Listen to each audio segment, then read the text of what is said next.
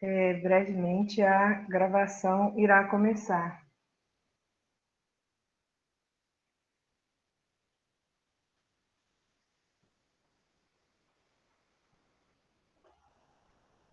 Então, pessoal, nós vamos começar o terceiro depois do verbo, né? Esse projeto consiste aqui numa atividade acadêmica proposta pelo NIESC, que é o nosso Núcleo Interdisciplinar de Pesquisa e Estudos Culturais, que é aberta a todos os interessados, todos e todas interessados em história, em cultura, em sociedade e humanidade, de maneira geral. A finalidade é criar esses momentos de debate, reflexão em torno de temas latentes da realidade contemporânea,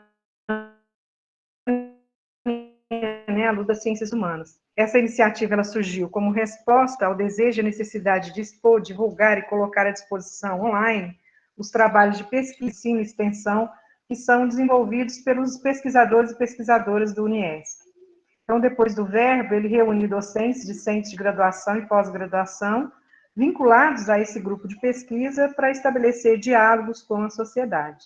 Depois do verbo, então, pressupõe a atitude, algo que deixa de ser apenas a palavra e se torna uma praxis.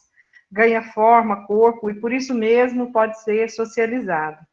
Nesse caso, esse projeto é um exercício que busca tornar a pesquisa mais que palavra, uma ação que se materializa de alguma maneira, né, a ponto de ganhar proximidade e se relacionar com todos.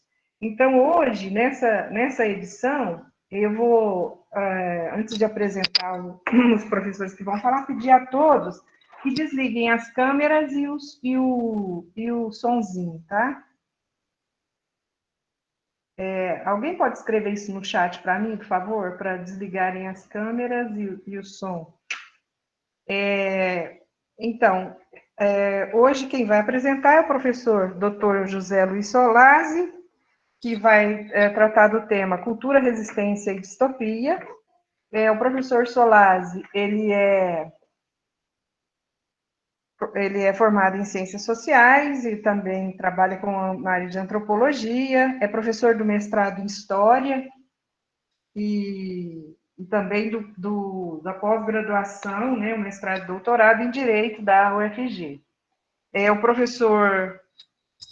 professor Dr. Rogério Bianchi Araújo vai tratar do tema da Lei Emergencial de Cultura, e o professor Rogério, ele também é da área de Ciências Sociais, né, é doutor, trabalha com o tema das utopias, e também professor do mestrado em História da UFG. Ele coordena já há muitos anos um projeto muito interessante, também muito importante, dentro da UFCAT, que é o Café Filosófico, né?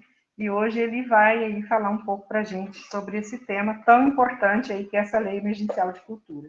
Então, uma boa apresentação para todos nós, e eu agradeço aqui a presença de todos vocês, né? E nós vamos, então, dar início a mais essa mesa de trabalho aqui.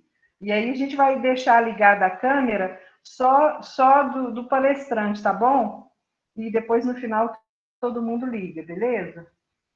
Então, vamos lá, vamos começar, então, com a fala do professor Dr. José Luiz Solazzi. Com você a palavra. Vamos lá. Boa noite, pessoal. Deixa eu só arrumar aqui, Regma, a tela, para ficar melhor, né? Eu tive a incumbência e também a construção que eu tenho estudado, não é? De tentar entender a situação social brasileira, né? Histórica, cultural, não é? E aí a gente nomeou essa fala Culturas, Resistências e Distopia, né? Eu tenho criado um planejamento, né, para os próximos 5 anos, tentar construir um resultado de pesquisa que eu tenho construído, né, mas assim, já começo dizendo, né, que eu planejei para os próximos 5 anos realizar o que eu vou apresentar agora ainda embrionariamente, né? Então, assim, eu não vou fazer como fizeram os meus colegas, né, de ler um texto ou de criar uma abordagem, né, já fechada, tal. A minha tentativa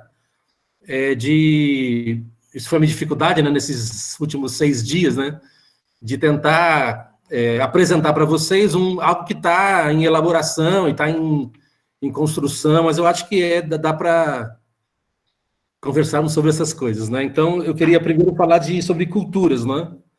O tema geral é culturas, resistências e distopia. Eu tinha colocado no começo cultura, resistência e distopia, mas eu acho que tem que ser tudo no plural, né? Culturas e resistências, né? Eu tenho trabalhado com a pesquisa sobre instituições selvagens. Eu, como um observador e um descendente de africanos escravizados em Pernambuco, sempre acho que a civilização brasileira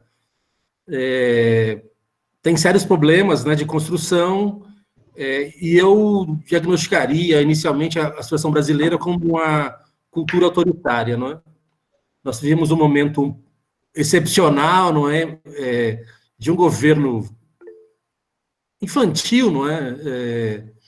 Mas eu acho que a gente pode fazer um primeiro diagnóstico de que a cultura brasileira, a civilização brasileira são conformadas por uma cultura autoritária. Então, a partir da ideia da antropologia simétrica, né, de Bruno Latour, de Eduardo Vieira de Castro e Felipe Decolat, eu tenho tentado entender como que o paradigma das ciências sociais está numa crise completa e absoluta, né? Então, a antropologia simétrica estabelece, não é, que as ciências sociais se estabeleceram a partir de 3 grandes campos analíticos, não é? Um é a distinção natureza e cultura, o outro é a distinção nós e os outros, e o terceiro paradigma analítico das ciências sociais seria a distinção indivíduo e sociedade. Então, a antropologia simétrica busca construir abordagens que apresentam uma dissolução desses 3 paradigmas de construção das ciências sociais.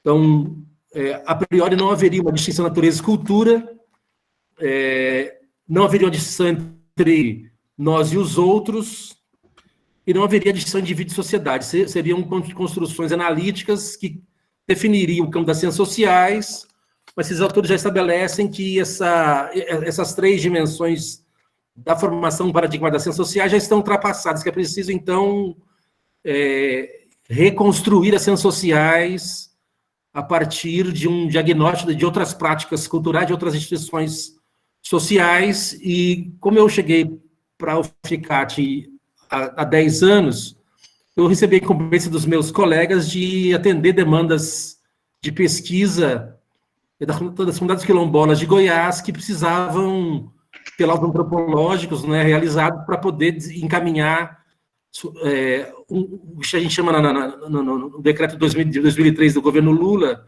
o RTID, que é o relatório técnico que identifica, delimita e devolve, se não as terras tradicionais como um todo, pelo menos parte dessas terras nesse processo chamado RTID. Então, eu cheguei aqui em 2010, uma tradição de pesquisa a partir dos anarquismos, mas aí a demanda institucional, né, das comunidades quilombolas de Goiás me fez dar um salto, né, na minha história de ciências sociais, antropologia, né, e buscar dimensionar nesses últimos 8 anos essas instituições quilombolas, essas africanidades quilombolas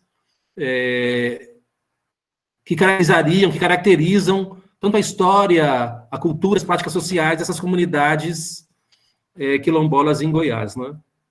Então, eu queria começar discutindo que é preciso, então, penso eu, construir uma análise de um novo paradigma, e eu tenho tentado construir essa análise a partir de instituições sociais aimaras e quechuas. Então, eu tenho estudado bastante como funciona o grande Inca, né, o Império Incaico, que durou pouco tempo, do ponto de vista histórico, mas como que ele lidou com as instituições sociais pré-incaicas para fazer surgir um domínio imperial, não é? Um domínio que chama de um colonialismo interno, não é? Nas sociedades Lupaca e etc., Tenho trabalhado há algum tempo já com as instituições sociais ameríndias, a partir de PR Clastres, né, tentando entender a questão da chefia indígena, né, um poder sem autoridade, como funciona esse anarquismo fundamental que o Clastres estabelece nos seus estudos de antropologia política, antropologia indígena.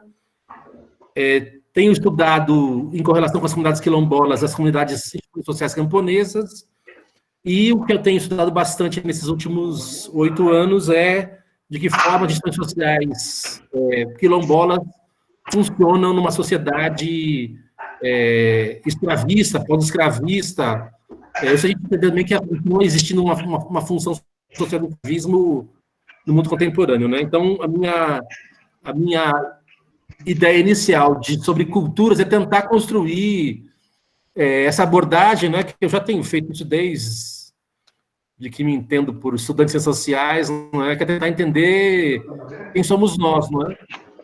Quem somos nós os seres humanos, quem somos nós os latino-americanos, quem somos nós os brasileiros. E a minha ideia fundamental é que, com a dizimação das populações ameríndias, que se interiorizaram, né, para o cerrado e para a floresta amazônica, o Brasil se instituiu desde o século XVII como uma sociabilidade africana, né? Então, eu tento compreender, tento pesquisar de que forma, entre o século XVII e o século XIX, né, a formação do Império Brasileiro, nós nos constituímos como um país cujo fundamento são as práticas culturais africanas, né? Tentando entender também como que o Império Brasileiro, né, vai se estabelecer a partir de uma política de embranquecimento, né, para tornar a nação africana em nação europeizada, né? Então, eu tento entender quais são esses paradigmas que fazem funcionar tanto as instituições selvagens como a civilização brasileira. Então, isso seria essa primeira apresentação, moçada, seria para tentar entender da onde eu tenho pensado as culturas, as resistências, não é, e a distopia, né, que é o nosso objetivo na nossa conversa de hoje.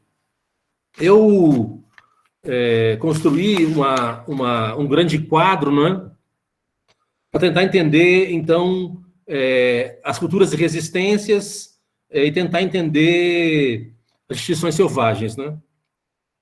Eu penso que é preciso estabelecer uma demarcação da análise que estabelece o quanto as políticas de aquilombamento são políticas libertárias. Então, eu estou tentando construir uma abordagem para entender, no século XVII, Quilombo de Palmares, que é um trabalho que eu tenho feito já há alguns anos, não é? Eu escrevi um capítulo na minha tese de doutorado, Palmares contra a escravidão, que é onde eu tentei sintetizar o que significa, tanto na simbologia política quanto na resistência política, o que significa Quilombo de Palmares, na destruturação do Pacto Colonial Português, como que significa durante 100 anos um movimento de refúgio se realizar entre Pernambuco e Alagoas, e como essas instituições selvagens, porque os arqueólogos analisam, né, Palmares e veem que você tem práticas de defesa que são árabes, não é? É uma comunidade multiétnica, né, que faz conformar as resistências contra o escravismo colonial, não é? Então, eu penso que é preciso estabelecer, a partir do Quilombo de Palmares, que é a primeira coisa que eu penso como resistência declarada, né? Qualquer forma de fuga do escravismo é uma forma de resistência, mas a resistência mais importante que eu penso nos primeiros séculos de formação da América Portuguesa é Palmares contra a escravidão, não é? Eu achei um livrinho muito legal que chama Os Jacobinos Negros, né, que é do James, que me permitiu, nesses últimos dias, clarificar bastante a minha perspectiva de uma construção política jacobina, né? Então, eu penso que é preciso refletir de que forma as resistências africanas nos permitem entender como que se estabelece, desde lá do século XVI, a resistência dos quilombos, dos aquilombamentos em geral, e em particular o que já me chamou muita atenção na minha formação, como que Palmares representa o maior símbolo de resistência contra o escravismo colonial português, não é?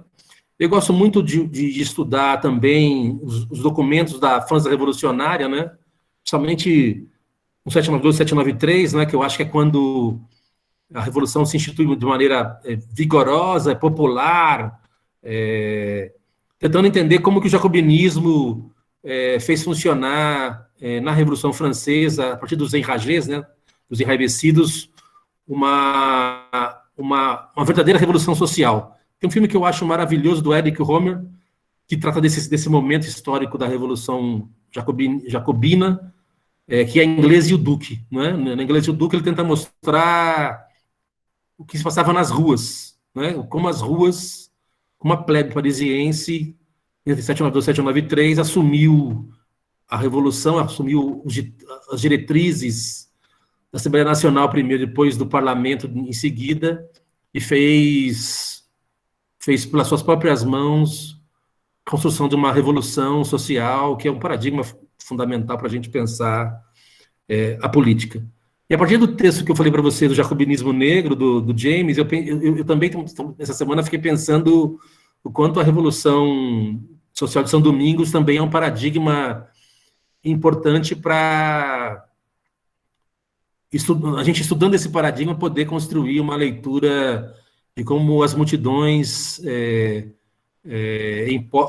quando estão conscientes da sua situação política, econômica, social, não é, de exploração, elas podem emergir, a partir da consciência da sua exploração, da sua sujeição, elas podem emergir enquanto revolucionárias, né?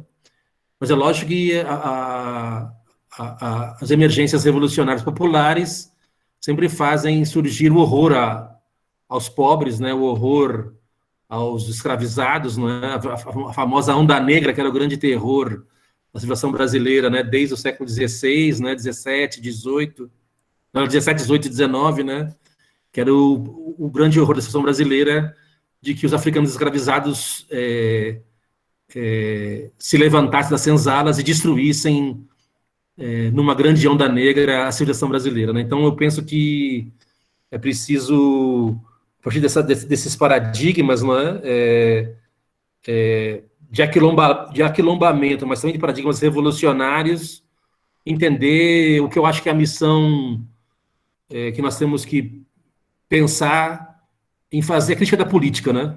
Eu estava pensando aqui como tem um professor lá da PUC, São Paulo, o Luiz Alfredo Galvão. Ele não é bacharel, né, mestre, não é doutor, ele é um livre pensante, né?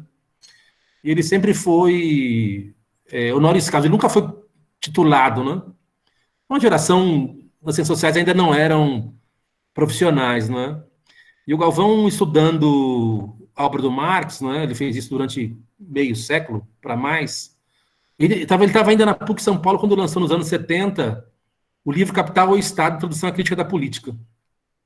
Nesse trabalho, o Galvão tenta demonstrar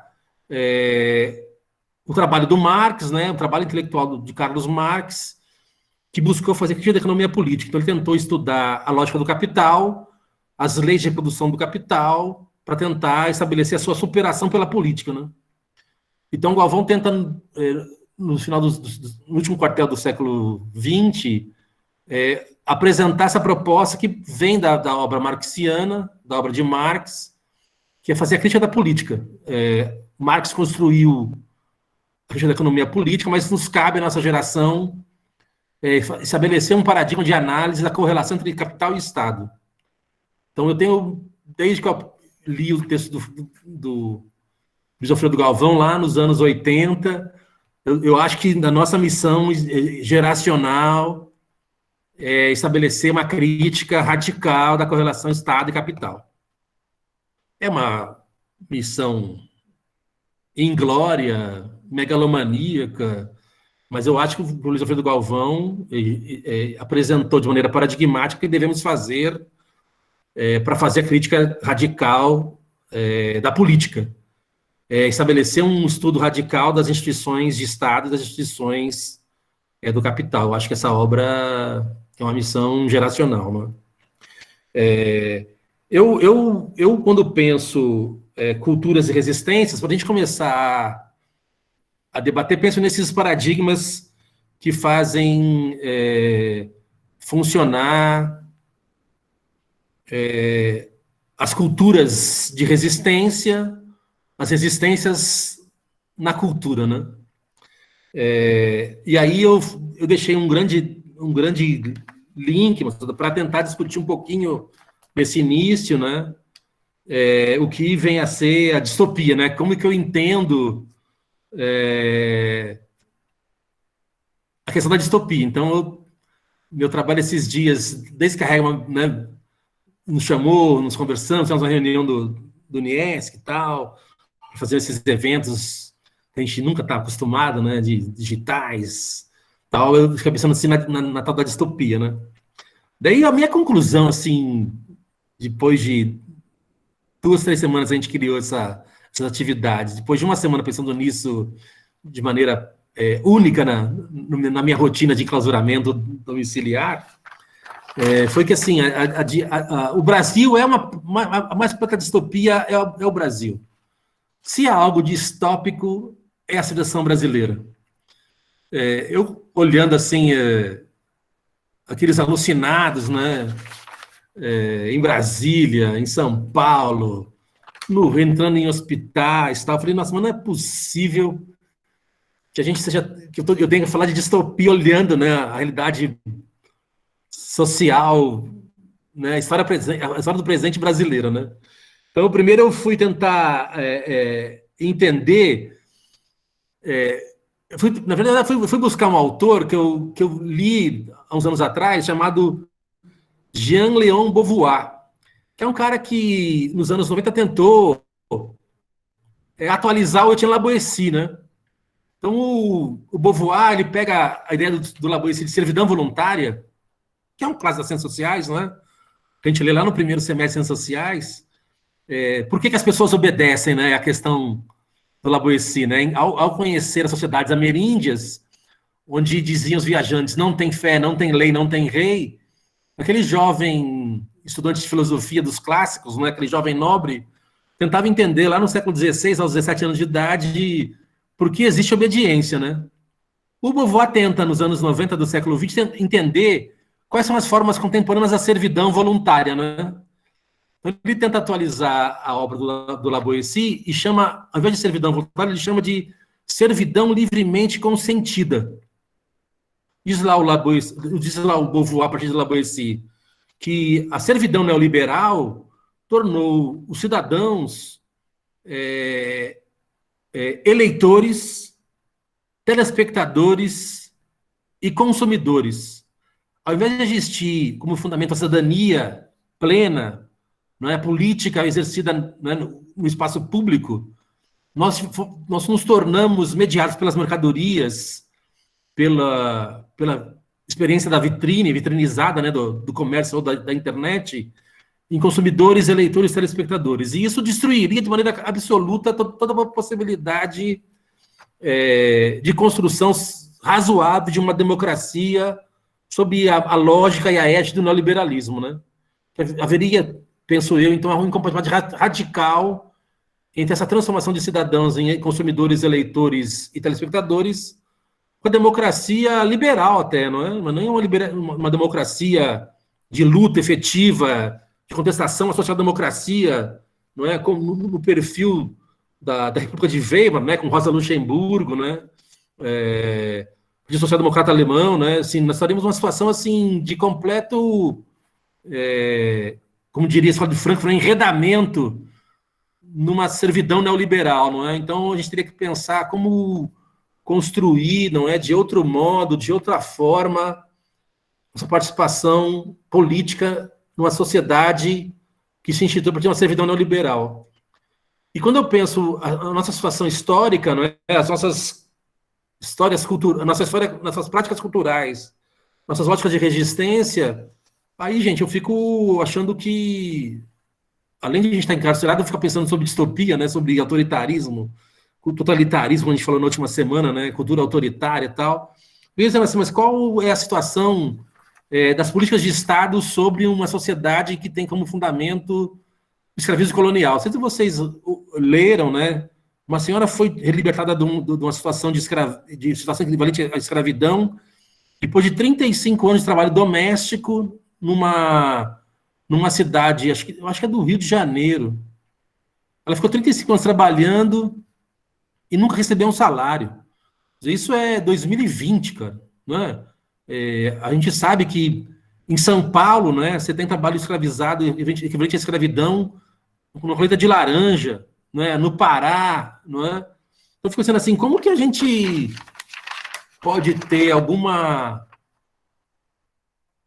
princípio de esperança, né, como diria lá o Rogério nas suas reflexões do princípio de esperança, numa sociedade que tem como fundamento o escravismo colonial e o etnocídio, não é? Então, como que a gente deve ter um diagnóstico da nossa realidade histórica, política, social, concreto, cujo fundamento é o escravismo, para conseguir, de alguma forma, ultrapassar essa condicionante histórica, política e social da cultura brasileira, da sociedade brasileira, que é o escravismo colonial, né?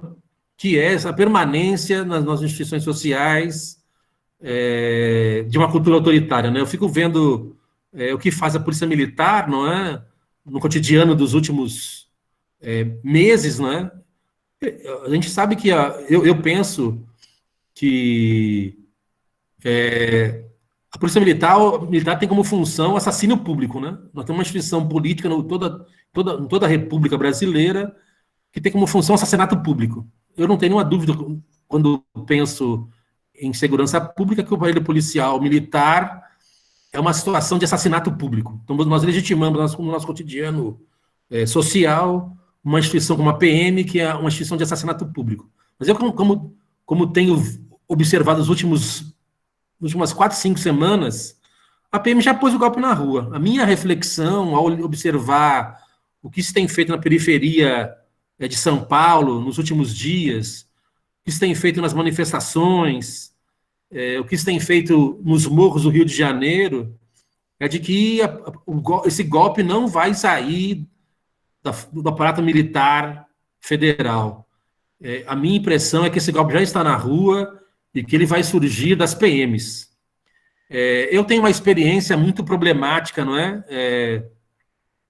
Com a polícia militar, não é?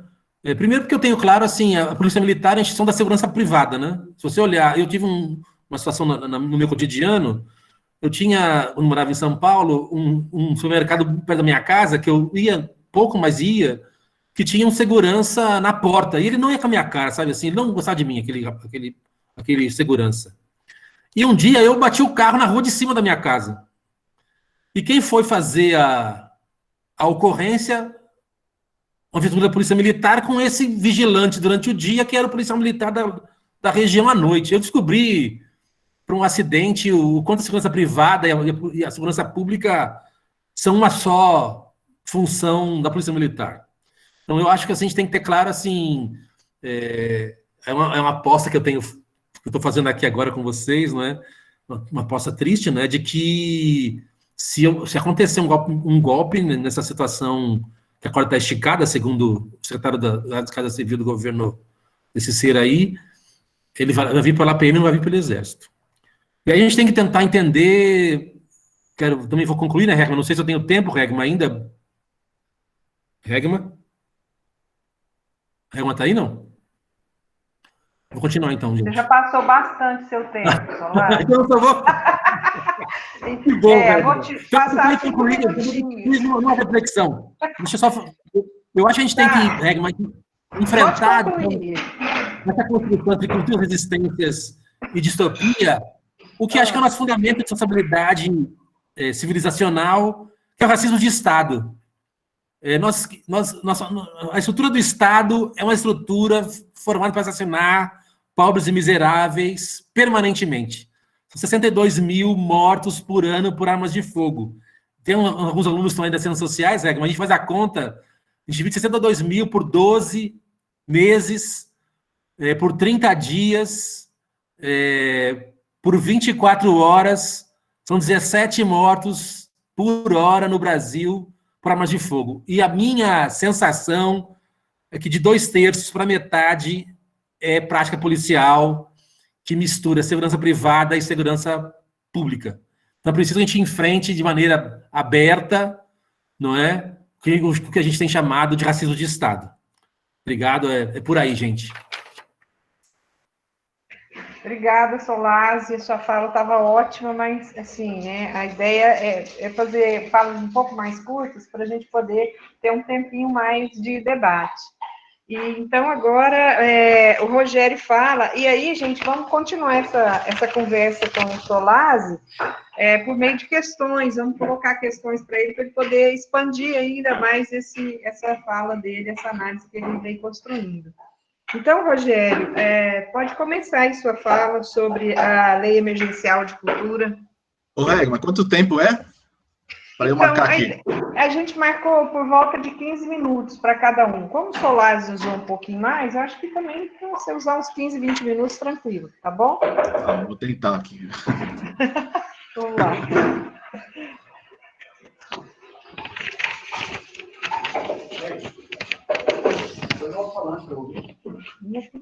Boa noite, pessoal, a todos, todas. Eu não sei se está todo mundo me ouvindo bem aí. Deixa eu ver. Tem o microfone ligado. Tá no Instagram? Não. Ô, Regma, acho que está ligado o seu microfone.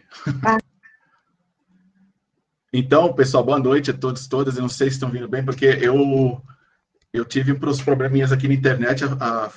O áudio do Solásio eu ouvi bem, mas a imagem dele ficou congelada há um bom tempo, né? E eu não sei se é por conta dessa, né? A pessoa está dizendo que está ótimo, então tá bem. Porque minha internet eu sempre fico em dúvida. Eu moro muito afastado aqui do centro e tal, meio na beirada da cidade. Queria agradecer, então, a Regma, né, que está mediando aí, agradecer o Solásio, companheiro de curso, e pela fala, anotei até algumas referências aqui, e também a todo o pessoal que está presente aí mais uma vez, a pessoal que está chegando agora também pela primeira vez e tal. Talvez essa questão do sinal da internet, né, seja uma enxurrada de lives que eu falei aí, como revolta diante da fala do ministro da Educação, que antropologia, sociologia e filosofia não vão ser mais pagas com o dinheiro dele, né? Só de vingança, acho que nós estamos fazendo um monte de lives para todo lado. Hoje mesmo eu tinha 3 convites assim para assistir, né? Lives, um deles era da Viviane Mosé, que veio aqui em Catalão conosco, né? Eu falei, poxa, mas não dá para estar em todas as lives ao mesmo tempo, né? Então, eu queria dizer que hoje eu vou falar, a minha fala aqui é mais sobre uma questão que eu estou presenciando, que eu estou vivenciando, acompanhando online, né? Até por alguns cargos ligados à cultura que eu estou assumindo, que eu assumi ultimamente. E eu me deparei, então, com a lei, eu vou até arrumar aí o título, que o título correto é Lei de Emergência Cultural. Lei de Emergência Cultural Aldir Blanc, tá? Saiu um pouco errado quando eu mandei o título, né? E, na verdade, não tinha o Aldir Blanc, porque o Aldir Blanc foi homenageado depois, porque durante o processo de debate da lei, o Aldir Blanc faleceu pelo vítima do coronavírus, né? Pela Covid-19. Entre tantos outros artistas que estão indo embora. Bom, e eu queria dizer que nessa experiência que eu tive, que eu estou participando ainda, praticamente eu vou dizer assim que foi uma etnografia digital, praticamente, sabe? Diante dos artistas, a situação dos artistas, as narrativas que estão sendo construídas por esses artistas, né? E os trabalhadores da cultura, é muito importante isso, porque a gente costuma dizer sempre quem está na linha de frente, que são os artistas que trabalham aí com teatro, música, e são aquelas pessoas que aparecem, né? E os invisíveis, né? Os holds de uma banda, aqueles que limpam o palco de um teatro, né? E vários outros. Esses são os trabalhadores da cultura, né? E o que eu percebi também em todas essas falas desses artistas, tal, dessas pessoas, desses trabalhadores, é a situação de angústia e desespero. Só que, como nós estamos estudando aí, decidimos estudar o existencialismo recentemente, né? Angústia e desespero são libertadores, se tiver uma potência, se forem potencializados no sentido positivo, né? E então o angústia e desespero dos artistas não significa que eles estão vitimizados, na verdade eles estão agindo muito, e isso que é interessante, porque eu percebi nessa lei a construção de uma utopia, que eu vou chegar até lá, né? Então o objetivo aqui meu não é falar sobre os artigos da lei, mas é contextualizar a importância e a relevância política dela, tá? Antes de adentrar nessa lei, né, em si, o histórico, eu queria o histórico, o significado, o objetivo e tal, eu queria fazer uma breve abordagem histórica, aí vai ser histórica mesmo, o tratamento do Estado em relação à cultura, porque essa lei ela não surge assim, no momento de pandemia, claro, ela é fruto disso, mas ela está carregada da sua história política no Brasil, né? E a relação do Estado com a cultura. Então, se nós pegarmos essa relação do Estado com a cultura pela perspectiva histórica, antes de 1953 a 1985, existiu o Ministério da Educação e Cultura, o MEC.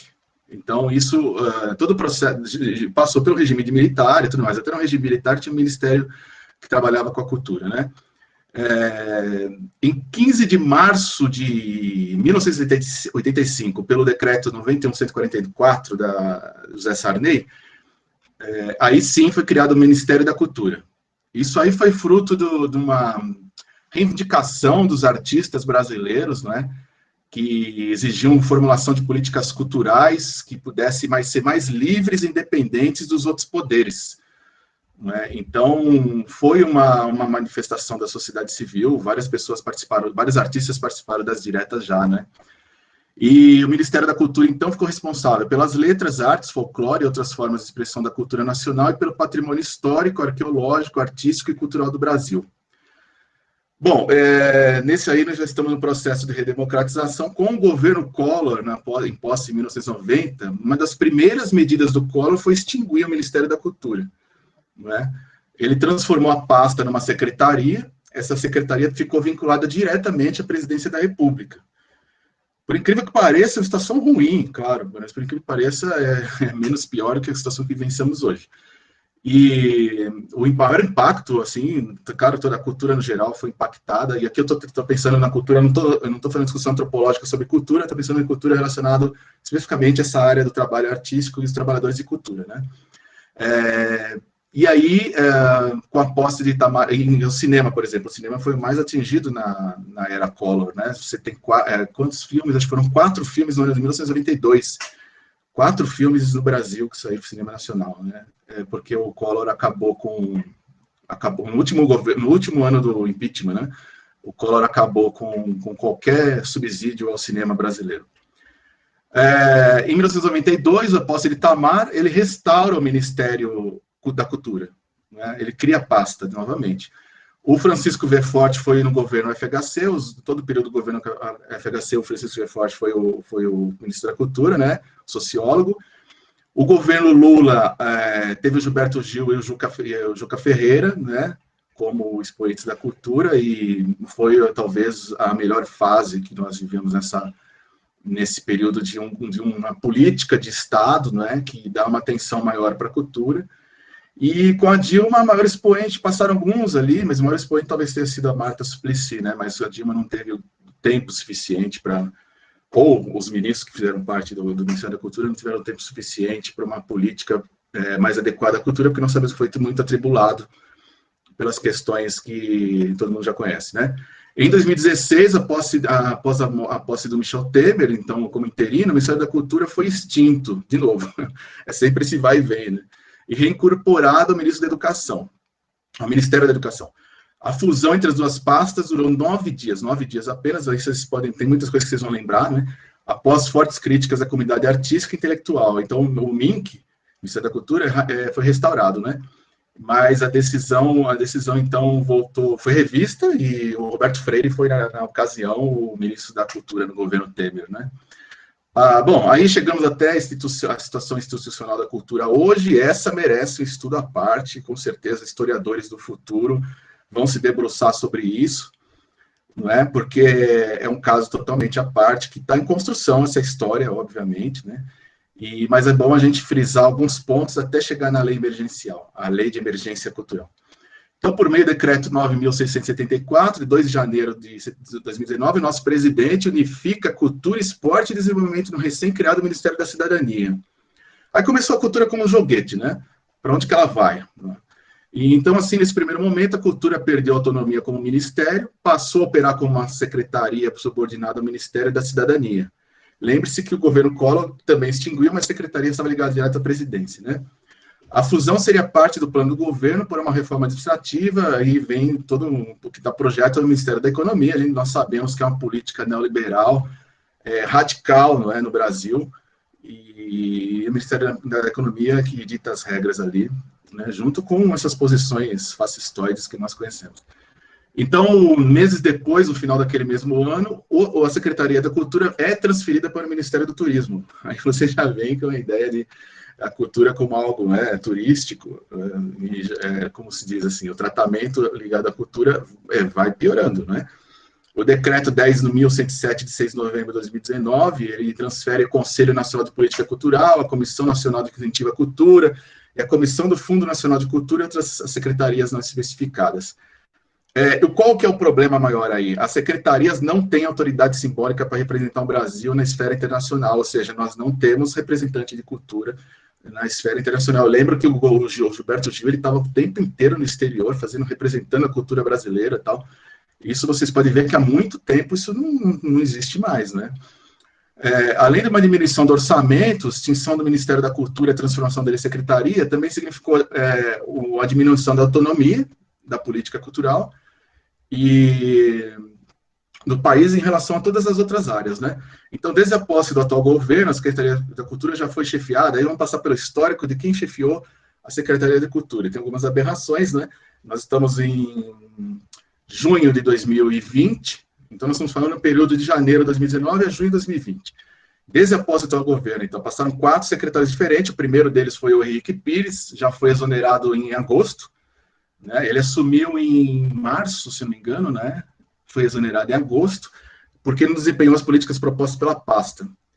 E ele deixou o cargo após se posicionar, né, contra algumas medidas do governo com relação à área, em especial a decisão de suspender o edital para a TV pública, que trazia uma linha dedicada à produção das séries que abordam questões LGBTs e de diversidade de gênero, né? Então, foi o único secretário de Cultura, na verdade, desse governo atual, que teve um pouco de bom senso, né? Depois do Pires, o cargo, então, foi para o economista Ricardo Braga, mas um economista, a cultura vista como negócio, ligada a turismo, então já vemos onde vai dar isso, né? Que após 2 meses do comando da secretaria, já foi também exonerado e realocado para a Secretaria de Regulação e Supervisão da Educação Superior no MEC, no Ministério da Educação. Aí começam as coisas mais graves, né, que vem depois, com o dramaturgo Roberto Alvim, vocês acho que lembram, que também não perdurou por muito tempo, 2 meses após sua nomeação, foi também demitido do cargo da cultura. Mas pelo menos foi por uma boa causa, né? Vocês lembram que a polêmica foi a citação do Joseph Goebbels, ministro do Hitler, na Alemanha nazista, e para Roberto Alvim, né? Ele fez um discurso, quase uma cópia do discurso sobre artes, o que o Goebbels defendia no nazismo, né? Isso pegou tão mal, obviamente, que a mídia e setores artísticos, mas a pressão foi muito grande, ele caiu, né? Goebbels, todo mundo sabe, antissemita radical, um dos idealizadores do nazismo, pai da propaganda nazista, né? E por fim, nós temos a emblemática passagem da namoradinha do Brasil, Regina Duarte, pela secretaria. Incrível, porque foi patético, né? Foi extremamente patético, e não tem assim, nada, não tem um legado, não tem absolutamente nada, não tem uma ideia, né? Recentemente saiu, parece que ela queria criar um juizado cultural, que ninguém entendeu o que é isso, se parecia muito mais ligado a uma censura, sabe? Eu vi algumas pessoas querendo, assim, interpretando, né? Por exemplo, alguns até defendendo. Por exemplo, a Beth Farias foi a única da classe artística mais global, conceituada, midiática, que a defendeu, mas ela defendeu da seguinte forma, falando: ela falou que ela tem um ego mal resolvido e machucado, né? Mas isso é por conta do que a Beth Faria, segundo ela, não soube lidar com a ideia do envelhecimento, né? A Regina Duarte já está com 73 anos, ela não é mais a namoradinha do Brasil, né? E o jornalista o Otávio Guedes, achei interessante a análise dele, que ele disse na despedida, a despedida foi patética também, vocês lembram que foi aquela questão filmando ali uma selfie com o nosso presidente. E ele fez ele fez uma analogia com o final de Rock Santeiro, muito parecido o final de Rock Santeiro com o que ela fez ali, né? Então foi aquela entrevista na CNN que foi autodestruidora, né? Bom, essas aí são as polêmicas impressionante, né? Em menos de 2 anos, em 1 ano e meio, né? E aí o que acontece? Às vezes o que é permanente, pelo menos as secretarias, elas continuam atreladas as instituições associadas ao Ministério Antigo da Ministério da Cultura continuam atreladas às secretarias, são eles, né? O Patrimônio Histórico Patrimônio Histórico e Artístico Nacional, IFAM, Agência Nacional do Cinema, Ancine, a Fundação Nacional de Artes, a Funarte, o Instituto Brasileiro de Museus, IBRAM, a Fundação Biblioteca Nacional, FBN, a Fundação Cultural Palmares e a Fundação Casa de Rui Barbosa. Aí tem esses caras também são pecinhas raras, né? O maestro Dante Mantovani, por exemplo, foi nomeado presidente da Funarte em dezembro do ano passado, foi exonerado em março desse ano, porque o Mantovani associou simplesmente o rock a drogas, aborto e o satanismo, né? O presidente da Fundação Palmares, Sérgio Camargo, vocês viram recentemente, essa semana passada, né, em reunião a portas fechadas com 2 servidores no dia 30 de abril, mais precisamente, classificou o movimento negro, e ele é um negro, né, um movimento negro como escória maldita que abriga vagabundos, e chamou o Zumbi de Palmares filho da puta que escravizava pretos, né? Segundo o áudio que vazou, foi obtido pelo Estado de São Paulo, né, e ele também se refere a uma mãe de santo como macumbeira, né? E prometeu botar os diretores da autarquia que não tiverem como meta a demissão de esquerda, botar para fora.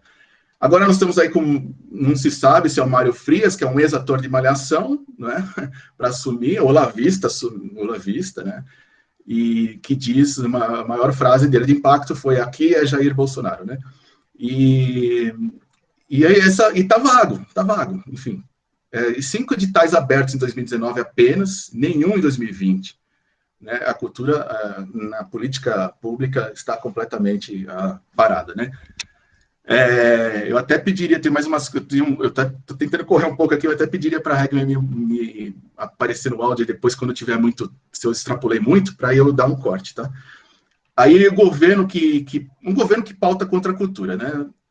Parece que não tem muita diferença se você tem secretário de cultura ou não, se a secretaria está ligada ao turismo, se ela não existe, enfim. Na verdade, ela até saiu de cena agora do noticiário, né? Porque a Regina Duarte saiu e levou junto com ela qualquer menção à Secretaria de Cultura. Inclusive foi prometida para ela uma cinemateca, um cargo da cinemateca que previamente já sabíamos que não existia, né? Mas ela disse que era o sonho da vida dela. Bom, e aí eu pauto com são 2 acusações, né? Uma primeira delas é a acusação do marxismo cultural. O marxismo cultural todo mundo conhece, mas assim, tem alguma tentativa de contextualizá-lo, né? Que o objetivo seria converter a partir de valores culturais a sociedade em um modelo comunista.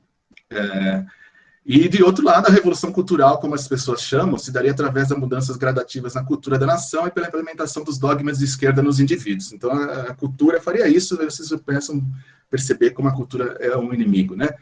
Então, esse movimento estaria trazendo causas que estaria querendo implementar causas progressistas, como questões de gênero, ideologias de gênero, cultura politicamente correta, defesa dos direitos das minorias, LGBTs, QIs, mulheres, negros, índios, deficientes, etc. A liberdade sexual e o multiculturalismo, ou seja, tudo que é de bom senso, né? Tudo que é necessário, tudo que precisamos como políticas sociais.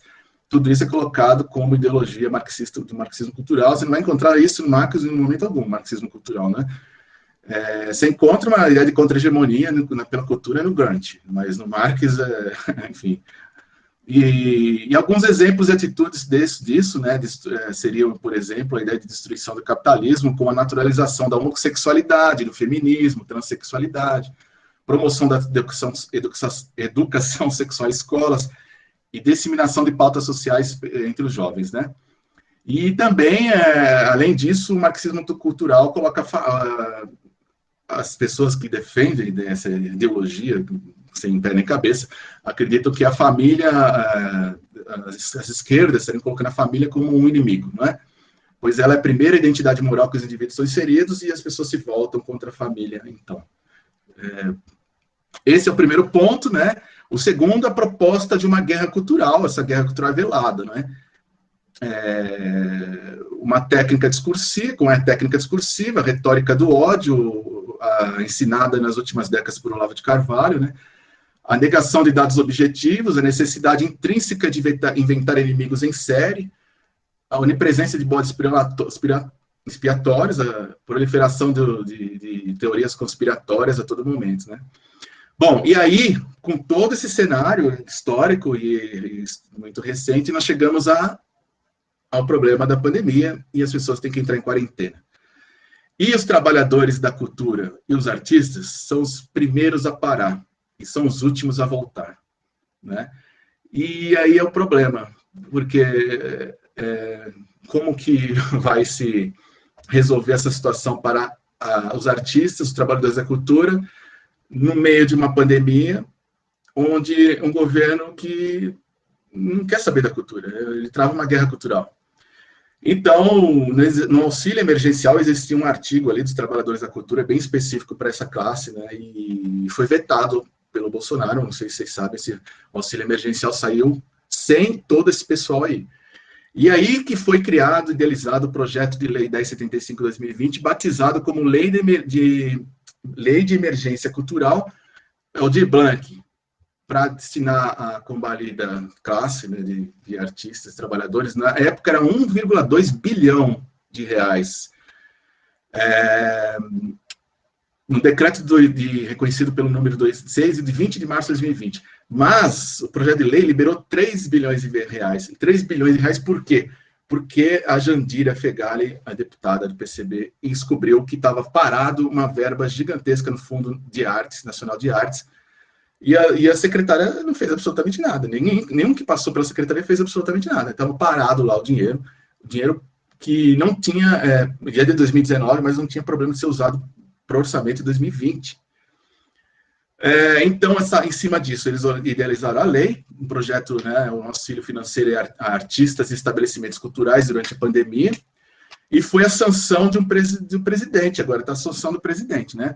Vou falar rapidamente aí essa foi uma mobilização, isso que eu acho que fantástico, foi uma utopia nascendo, foi uma mobilização em rede gigantesca de artistas, técnicos, gestores de cultura, coletivos. Essa mobilização foi muito, muito grande, né?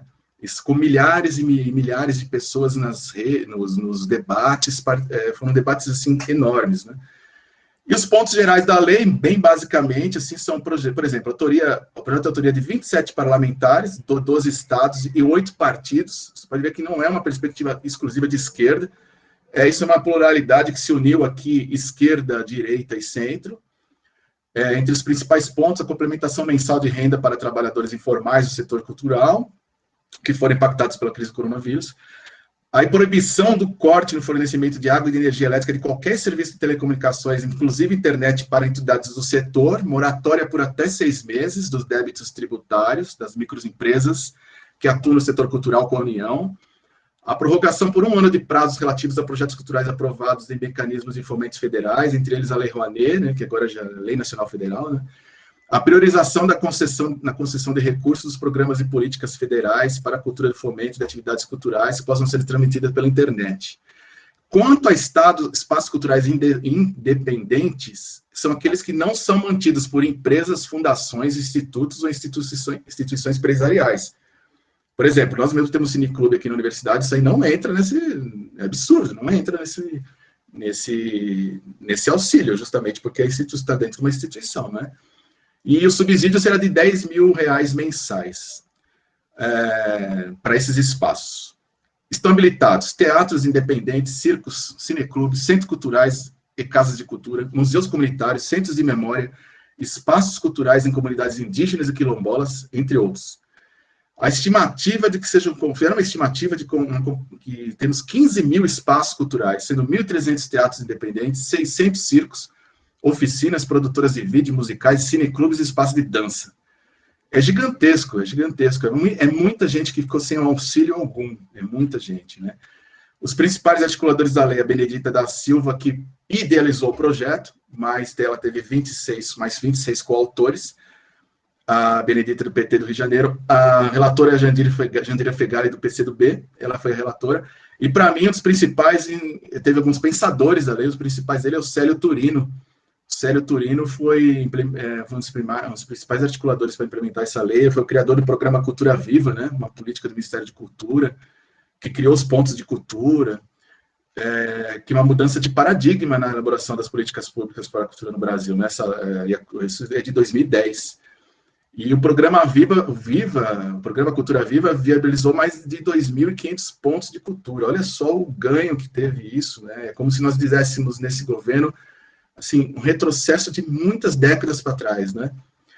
E espalhado pelo Brasil, beneficiou mais de 8 milhões de pessoas, criou mais de 30 mil postos de trabalho, né? E tem um princípio dessa lei, aí que está, o princípio dos sistemas adaptativos complexos, né? A complexidade, o que é isso? É um sistema de grande escala, cujos comportamentos podem mudar, evoluir e se adaptar. Por que ele usou a ideia da complexidade, do pensamento complexo, desses sistemas adaptativos? Porque o país é continental, nós temos Brasis no plural, né? Os municípios terão que fazer seus cadastros, mapear os artistas e fazer com que o dinheiro chegue até essas pessoas, né? Esses espaços. Essa semana teve um curso, esse curso foi de 8 dias, para que artistas, coletivos, trabalhadores, holds, enfim, todas as pessoas que trabalham com cultura pudessem ter acesso a essa discussão. Foi feito pelo Mídia Ninja, nos canais de Mídia Ninja. Todos os debates estão disponibilizados, né? Todo o curso foi com base com a pedagogia Griot. Para quem não sabe, a pedagogia Griot foi criado pela educadora Lilian Pacheco, a partir de sua prática pedagógica nos grãos e de luz e Griot nos lençóis da Bahia, né? Todos os seminários foi em torno disso, e com essa sistemática, né? E oferece uma iniciação pedagógica da escola e de Griot aos aprendizes para integrar mito, arte, ciência, história de vida e todos os saberes e fazeres tradicionais da comunidade. Para eu chegando no final, vou dar um exemplo do caso de Catalão, por exemplo, que aqui não há Secretaria de Cultura, né? Mas em 2019 foi criado o Conselho Municipal de Cultura, inclusive da UFG, que eu tenho certeza faz parte o Wilsmar e a Andréia, parece, não sei se tem mais alguém, mas cada um representando. O Ismar está no patrimônio, eu estou falando sobre audiovisual, o André acho que é sobre dança, cada um está num segmento, né? E a ideia é que esse conselho que vai organizar e mapear esses artistas, essas pessoas que possam, para o dinheiro poder chegar. Isso está sendo feito meio às pressas aí, fazer um regimento rápido e tal, porque, inclusive, tem uma estimativa que 900 mil reais são para Catalão, né? Porque senão esse dinheiro é devolvido para o Estado, assim, sai do município e volta para o Estado de Goiás, né? E aí, chega no Estado de Goiás, o governador faz o que quiser com ele, se direciona para onde quiser.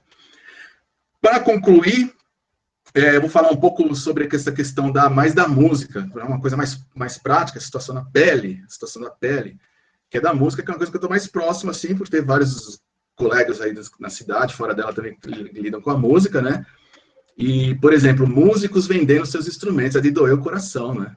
Músicos vendendo seus instrumentos, ou fazendo campanha virtual, e aqueles que podem, deixam o país, né? E já tem muitos artistas que foram deixando o país há algum tempo, do ano passado para cá, mesmo antes da pandemia, né? Agora, o que mais dói é isso, os músicos vendendo seus instrumentos, seu instrumento de trabalho, né? E isso foi chamado a atenção da mídia. A mídia nunca deu muita atenção para isso, mas mais só para esses auxílio emergencial para todas as outras camadas da sociedade. Mas veio para a mídia agora com um violonista, diretor, arranjador estudioso, músico brasileiro, né, Luiz Felipe de Lima, que ele tem uma carreira sólida. Ele fez aniversário de 53 anos, de 24 de maio, aí ele fez um texto, assim, um desabafo, né, nas redes sociais. Aí ele revelou as dificuldades financeiras, anunciou, e aproveitou para anunciar a venda do seu violão de 12 cordas, que acompanha décadas e décadas, né, e o assunto começou a ganhar imprensa. começou a ganhar imprensa. Mas, assim, várias pessoas, eu conheço amigos, colegas de outros lugares, inclusive aqui de Catalão, já venderam seus instrumentos, né, para poder sobreviver. E o Nelson Sargento, por exemplo, o Nelson Sargento, 95 anos, né, é totalmente contrário ao que diz o governo, né, a pessoa de 95 anos está ativa, ela não é descartável. O Nelson Sargento, personagem histórico do samba, também está pedindo ajuda nas redes sociais, né? Porque e a campanha de arrecadação criada está dizendo, o título é Agoniza, é o samba agoniza, mas não morre. Ele não está falando dele, né? Ele está falando do samba. Ele está falando porque ele é um criador de cultura, né? Ele é um artista, né? Então ele quer continuar sendo artista. Não é porque ele tem 95 anos que ele tem que morrer com a pandemia, né? E para terminar mesmo, agora, eu citar lá a situação dos músicos de Catalão, né? O SOS Músicos de Catalão aí, que o pessoal nos procurou semana passada para fazer uma live, né? Aqui na UFG, nós estamos entrando como parceiro, ajudando na logística, no auditório, né?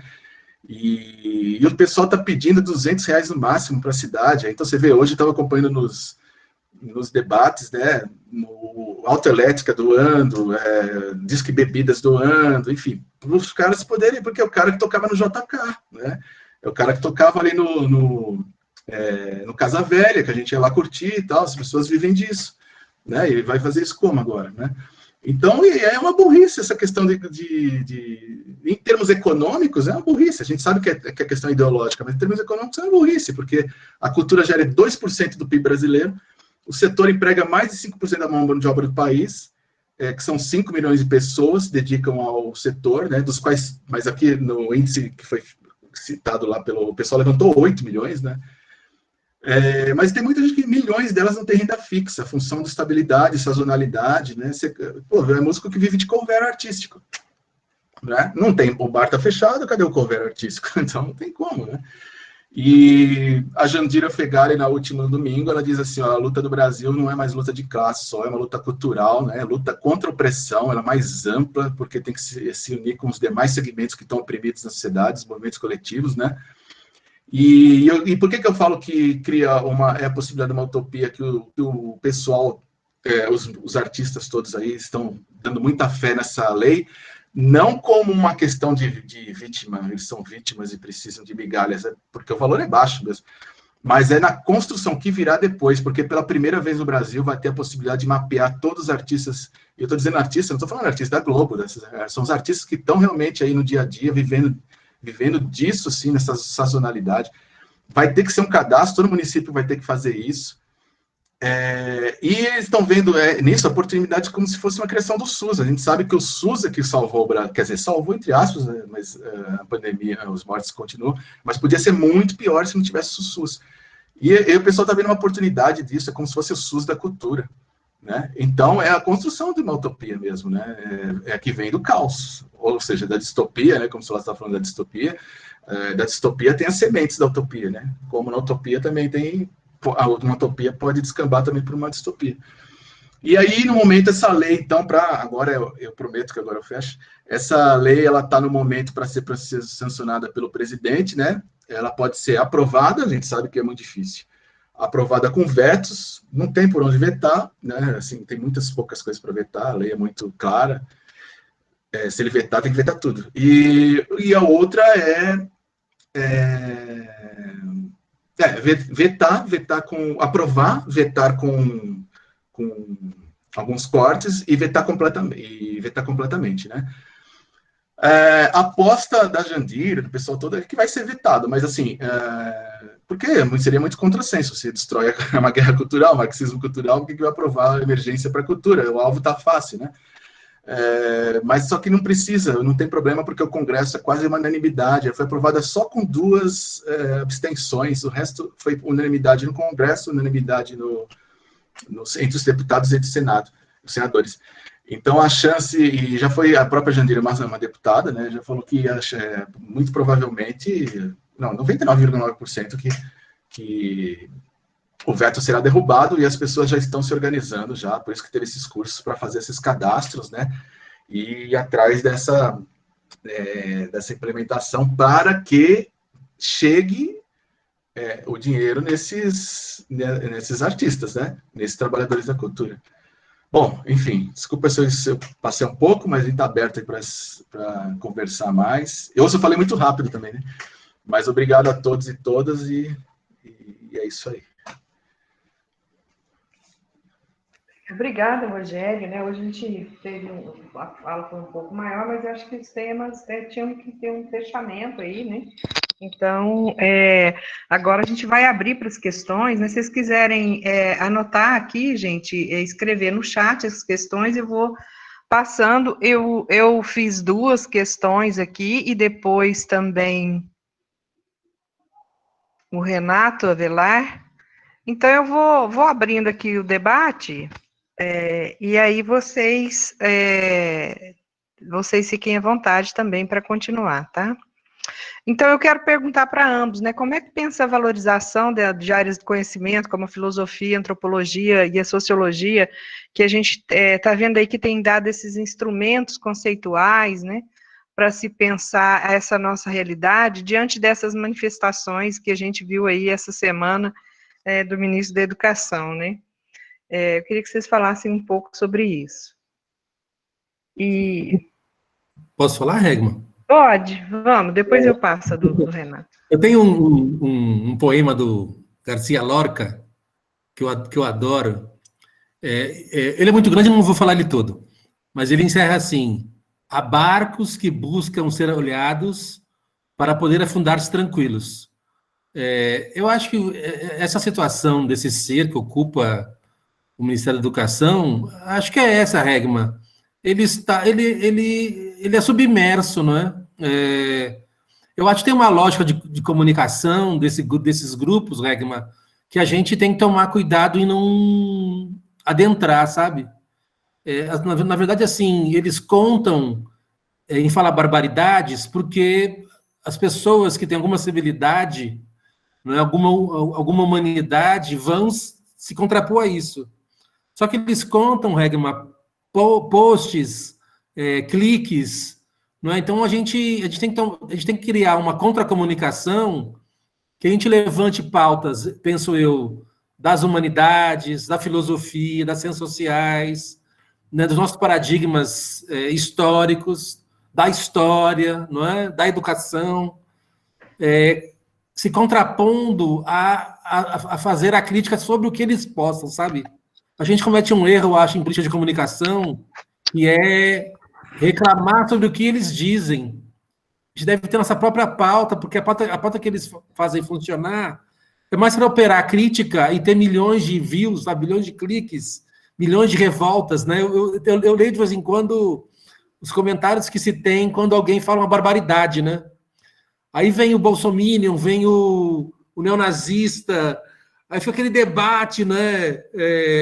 Então a gente tem que ter um cuidado em política de comunicação, em criar nossas próprias pautas, um pouco que fala o Bourdieu sobre a televisão, não é? Você não deve ir ao programa de televisão do outro. A gente consegue agora fazer nossa televisão, né? Eu estou vendo você aqui, Regma. Nossa televisãozinha está no ar, né? Essa construção, sabe assim? Contra a comunicação. Ao invés de falar mal daquele quadrúpede, né? Assim, ele não é gente, né? Ele não é humano, né? Ele é um ser, assim, inominável, né? Porque a gente fica na pauta dele, a gente vai dar para ele clique, porque eles vivem pelo clique, né? Eu estava pensando, é um sistema infantil, não é? A gente lida com pessoas que têm, Regma, assim... Eu vejo minha filha Nina de 11 anos de idade, eles devem ter, frente a Nina, acho que 4, Regma. 5 anos de idade, assim, a idade mental desse povo é assustadora, sabe assim, em lidar com o coletivo, com o político, né? Eu pensaria nesses termos, a sua questão primeira. Ótimo. Rogério, você quer falar alguma coisa sobre isso ou já comentar a próxima questão? Eu gostaria de falar, Regma, mas não sei onde eu não sei onde eu estou aqui, peraí. Deixa eu só achar minha imagem.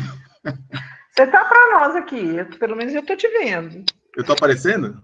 Para mim tá. Para mim travou aqui. Bom, estou falando para um JL aqui, acho que era o que estava o Solaz aqui antes. É o Solaz, Bom, eu vejo assim, essa questão da valorização, desvalorização, né? Na verdade, a antropologia, a sociologia e a filosofia, que foram as três que ele citou. Mas dá para a gente colocar aí a história também e outras humanidades, né? Uhum.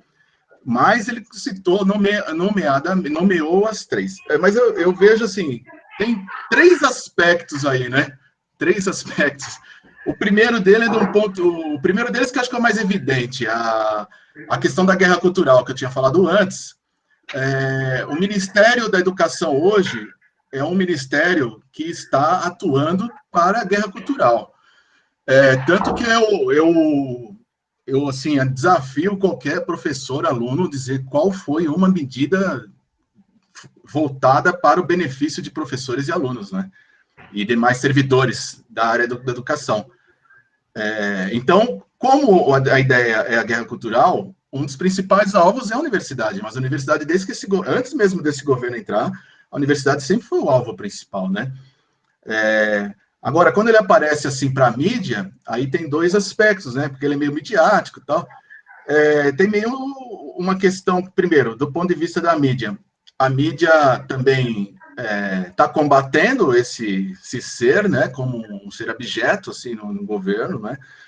Mas ela também, ela faz um recorte, né? Eu estava vendo hoje no Estúdio I, da Globo News, eles estavam discutindo essa questão. O Waltraub, ele fez ele falou de novo dos vagabundos do STF, né? Mas um pouquinho antes dele falar dos vagabundos do STF, ele estava falando das universidades, e estava falando especificamente da antropologia, filosofia e sociologia, tal, que não ia mais bancar com esse dinheiro. Mas a mídia não deu uma palavra sobre isso, não fez nada, ela fez um recorte. Então ela fez um recorte que interessa a ela, né? Agora, será que com isso ela também não concorda, né? Cai um governo Bolsonaro, por exemplo, entra um outro, a toada não vai ser neoliberal, as universidades não vão continuar sendo um alvo de uma forma mais maquiada, mais disfarçada, né? E esse é um aspecto. Agora tem o outro aspecto, que é o aspecto político, que, a meu ver, que é a tentativa do governo minimamente se segurar em Centrão, se segurar aí em alguns... Até minimamente ter uma relação com o STF que não coloque mais gasolina, né? E, na verdade, isso é um tiro no pé, tanto que, segundo os bastidores, é o cara que vai cair, né? É o próximo cara a cair.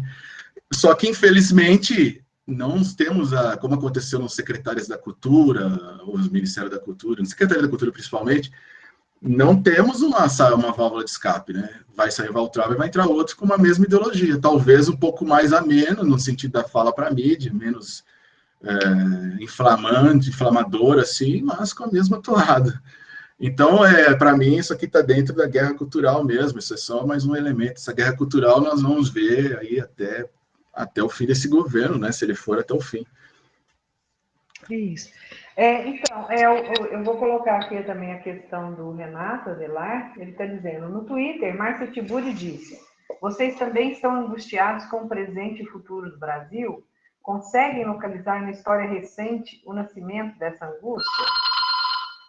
E aqui também eu coloco já vou colocar a questão que eu levantei, que é para o Silvio Almeida, né, o Tripsolase. Ele diz que o liberalismo ele leva à entropia. O que você acha que é possível para fazer, para sair desse movimento? E também depois a do Paulão, dizendo, historicamente minimizam a cultura e seu entendimento, oferecendo-lhe um lugar secundário e muitas vezes pejorativo. Tratam ainda a cultura como um aporte para compreender algum assunto ou conjunturas em determinado tempo histórico, e não como eixo fundante das compreensões de todos os tempos. Rogério, não seria importante provocar e refletir como as organizações sociais entendem e trabalham com a cultura em suas bases de atuação? São perguntas bem simples, assim, para vocês comentarem. Fique à vontade. Eu acho assim, a minha angústia, eu acho que nós partilhamos isso, não é? É com o trabalho, né? De ir para a universidade, de encontrar os jovens adultos, né? Das nossas séries, né? Porque a gente trabalha muito comumente na burocracia, né? Então tem que fazer edital, tem processo não sei o que tal. Então, a nossa dinâmica de trabalho, ela ficou mais densa, porque a gente só está com trabalho burocrático e de pesquisa, né? Agora, a nossa paixão, que é o ensinar, né? Ir para a sala de... Eu estava falando com a Fabiana, né?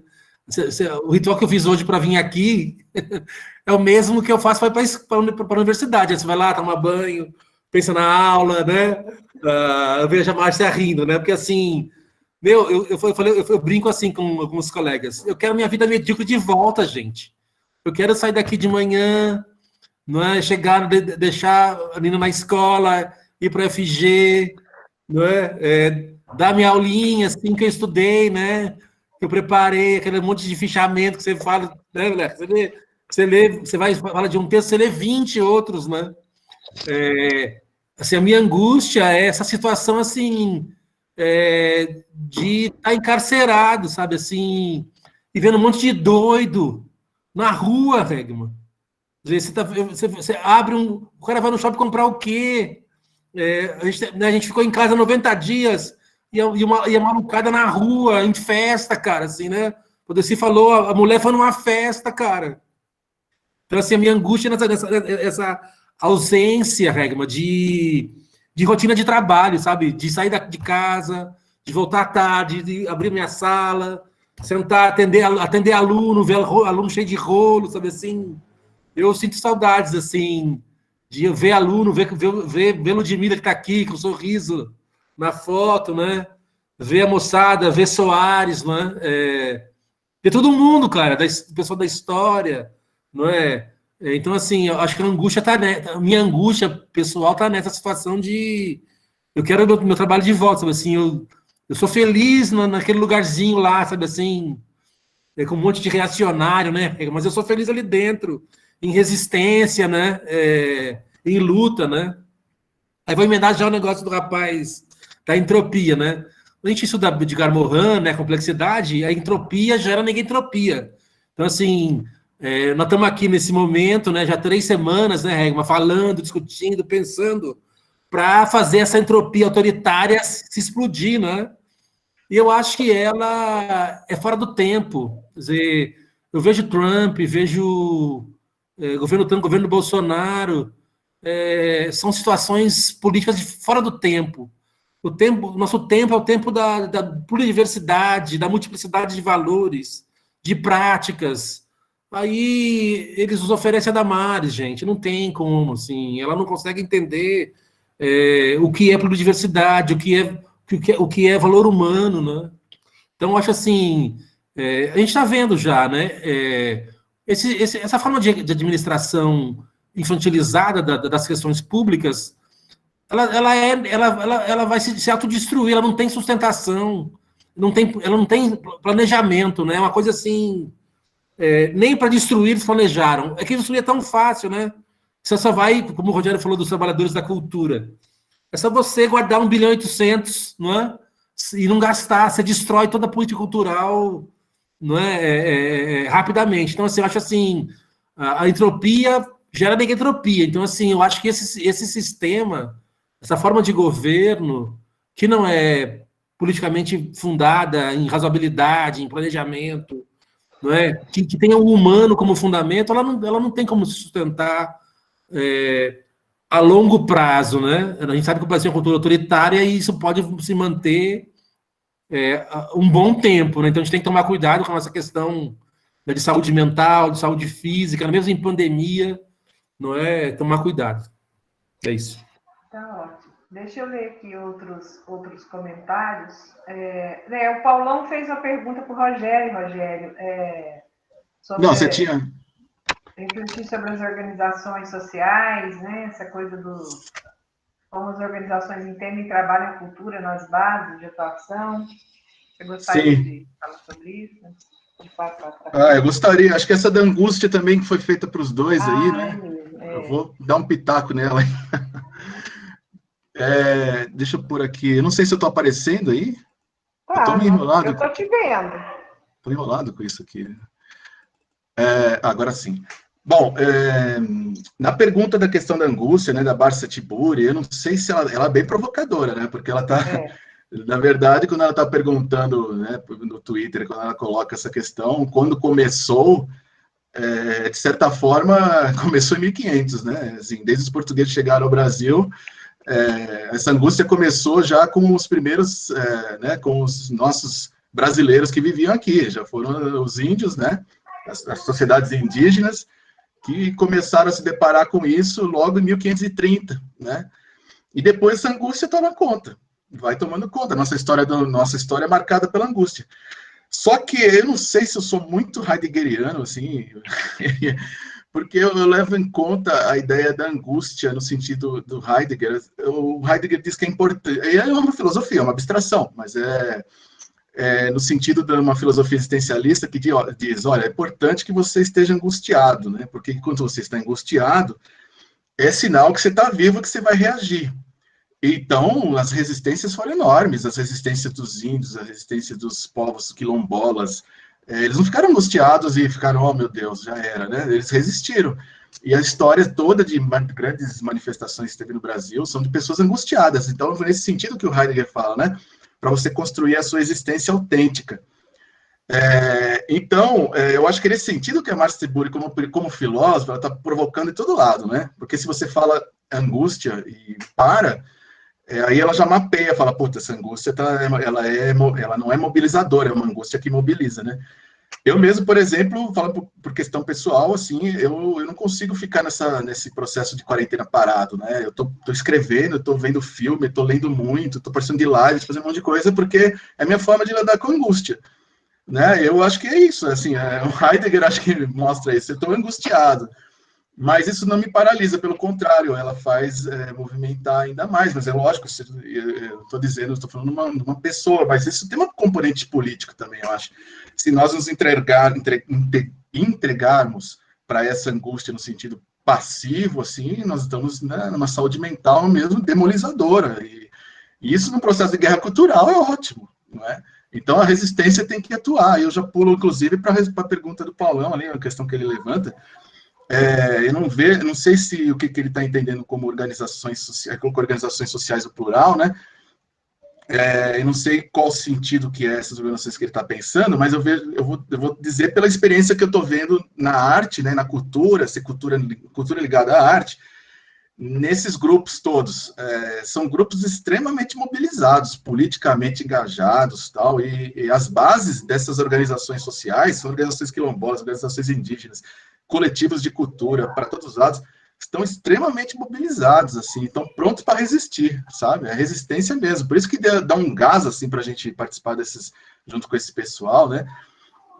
Porque entra na área de ideia de arte como potência, a arte potencializadora da vida e da existência, né?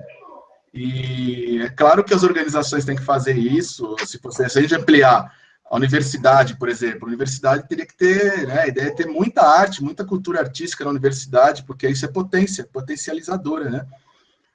E seria uma das bases. E, por exemplo, você vai falar sobre arte não tem sentido arte para uma etnia indígena, né? Porque a própria vida deles já é arte como potência, não é? A arte está enraizada na própria vida, na complexidade da existência. Então, a gente não precisaria fazer essa separação cartesiana de que a arte precisa ser a arte para o campo da cultura, para dizer como ela é importante para as pessoas e convencê-las, tal. Tem sociedades que já respiram arte, né? As próprias sociedades africanas, a musicalidade está impregnada neles, né? Enfim. E é isso. Eu não sei se eu cheguei né, se eu consegui dar conta do que você estava pensando. Esse é o problema do online, né? Mas se você quiser colocar mais alguma observação, fica à vontade. Ô, professor Rogério, só queria pedir para o senhor repetir novamente o nome do autor sobre essa questão da angústia, que eu achei bastante interessante, o Heidegger. Onde que eu acho? Martin Heidegger. Eu vou escrever aqui no chat, tá? Então, beleza. Então, agradeço. Obrigado. Então, eu vou continuar lendo aqui, que parece que tem vários comentários. Eu vou ler alguns aqui, algumas questões também. O Renato dizendo, estamos voltando ao estágio de barbárie, através das redes sociais local, onde esse atual grupo determina como deve ser o dia a dia do povo brasileiro. A Ludmila, boa noite. queria deixar um link de um artigo produzido por uma colega de doutorado que soma as falas do professor Rogério Solazzi. Ela deixa aqui o link, depois quem quiser entrar, copiar o link, tá? O Renato, novamente, por isso que amo de cabeceira, de cama, o livro do Guy Debord, A Sociedade do Espetáculo. A atual conjuntura política está um espetáculo. A Ismene faz, acho que é uma questão. Em tempos de pandemia, nem sempre estamos sabendo quem precisa ou não de ajuda. A gente procura ajudar na medida do possível e tem pessoas de bom coração, que têm iniciativas muito positivas. Mas como acudir esses artistas para que tenham dignidade e possam mais à frente viver da sua arte? A Patrícia do Prado, parabéns pelas falas dos colegas, novos aprendizados para mim. Professor Rogério, você respondeu o que eu gostaria de saber sobre o cadastro municipal para a Lei Aldir Blanc. Ou seja, não está caminhando muito por questões diversas. Mas penso que precisamos fazer um esforço coletivo dos interessados para que isso não impeça o surgimento de novos trabalhadores da arte na cidade e, consequentemente, uma nova força emergente de trabalho e renda, de resistência e políticas libertárias das potências humanas. A Márcia dando os parabéns pelas falas. A Ismene, novamente. A pergunta anterior é para o Rogério, essa é para o Solazzi. Sobre o tema quilombolas, muitos têm territórios em processo de titulação e alguns já eram titulados, têm essa titulação sendo questionada. Agora, como resistir a um processo massacrador do Estado com esses povos, se o cara que está à frente da Fundação Palmares é um capitão do mato, racista e intolerante? Eu vou parar por aqui, porque são muitas questões aqui, senão vai embolando. Eu quero falar duas coisinhas, Egma. Um é sobre o que falou acima, sobre barbárie, né? Eu acho que a gente tem que... Tem um texto que eu gosto bastante, é uma conferência do Michel Foucault, acho que em 78, chama a Filosofia Analítica da Política. É uma pequena fala do Michel Foucault, de ele vai analisar o totalitarismo, né? Era a época do lançamento dos livros da Hannah Arendt, né? Então, acho que o Foucault leu Hannah Arendt, com certeza, e colocou a seguinte questão nessa conferência. O nazifascismo não é um acidente político na história. A forma como os partidos políticos se organizam, como se organizam as burocracias nacionais e internacionais, faz o nazifascismo uma potência sempre pronta a emergir. Então, não é que a gente... É meio como o coronavírus agora, né, Regma? Não é que a gente vai passar. Em potência, o nazifascismo sempre está pronto a emergir. Eu acho que a gente convive, né,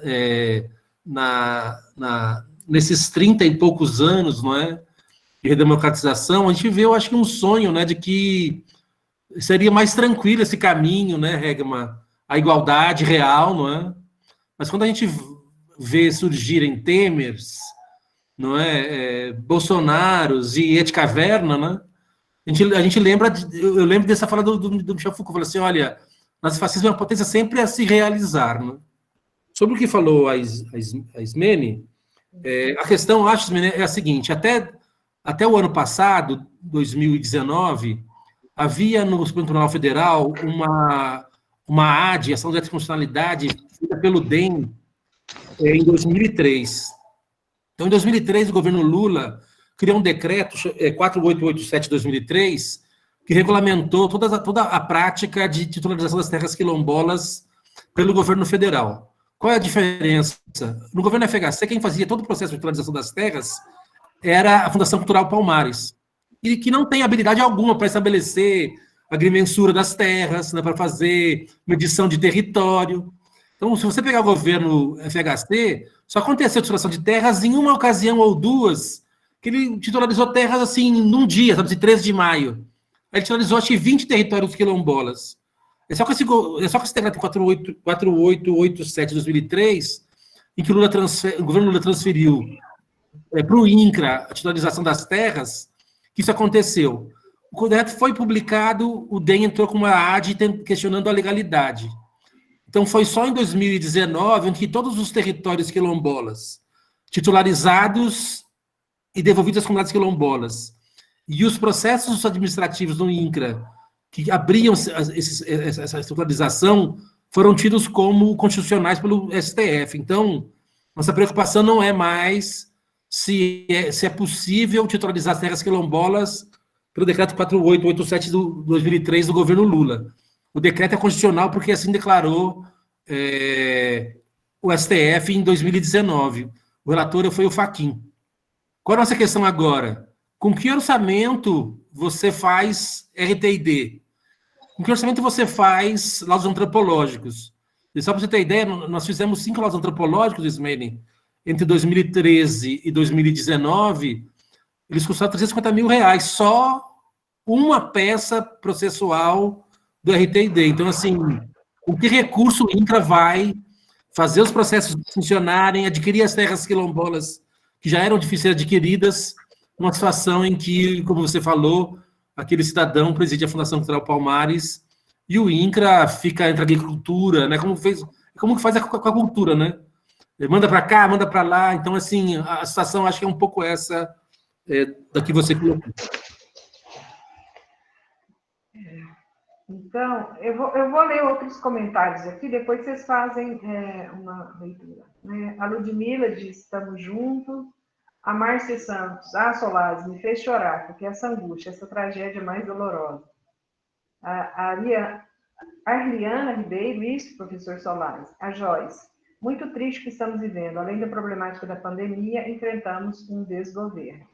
A Patrícia do Prado falou que cortou o comentário dela e ela disse que tinha vontade se quiserem comentar. Eu vou ler só mais esse do Douglas, aí se vocês quiserem retomar a da Patrícia.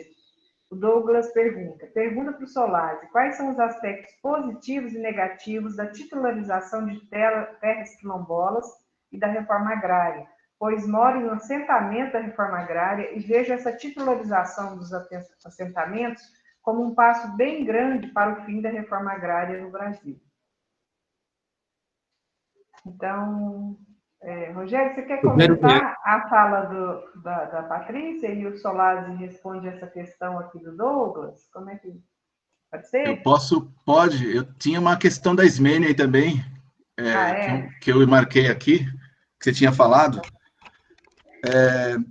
Eu queria só dizer algumas coisas rápidas aqui, que o Renato, né, colocou a questão das redes e do Sociedade Espetáculo aí, do Guy Debord. Só que assim, não dá para comparar, né? Nosso espetáculo é muito chulo, né? É muito baixo, de muito baixo nível intelectual, né? O Sociedade Espetáculo lá que o Guy Debord fala é uma coisa bem mais elaborada, né? Aquela prisão da Suzane Winter, Suzane Winter, né? Aquele espetáculo de muito mau gosto, com aquelas tochas, os 300 do Brasil, uma coisa... bem no ridículo, sabe? Sarah Winter, desculpa.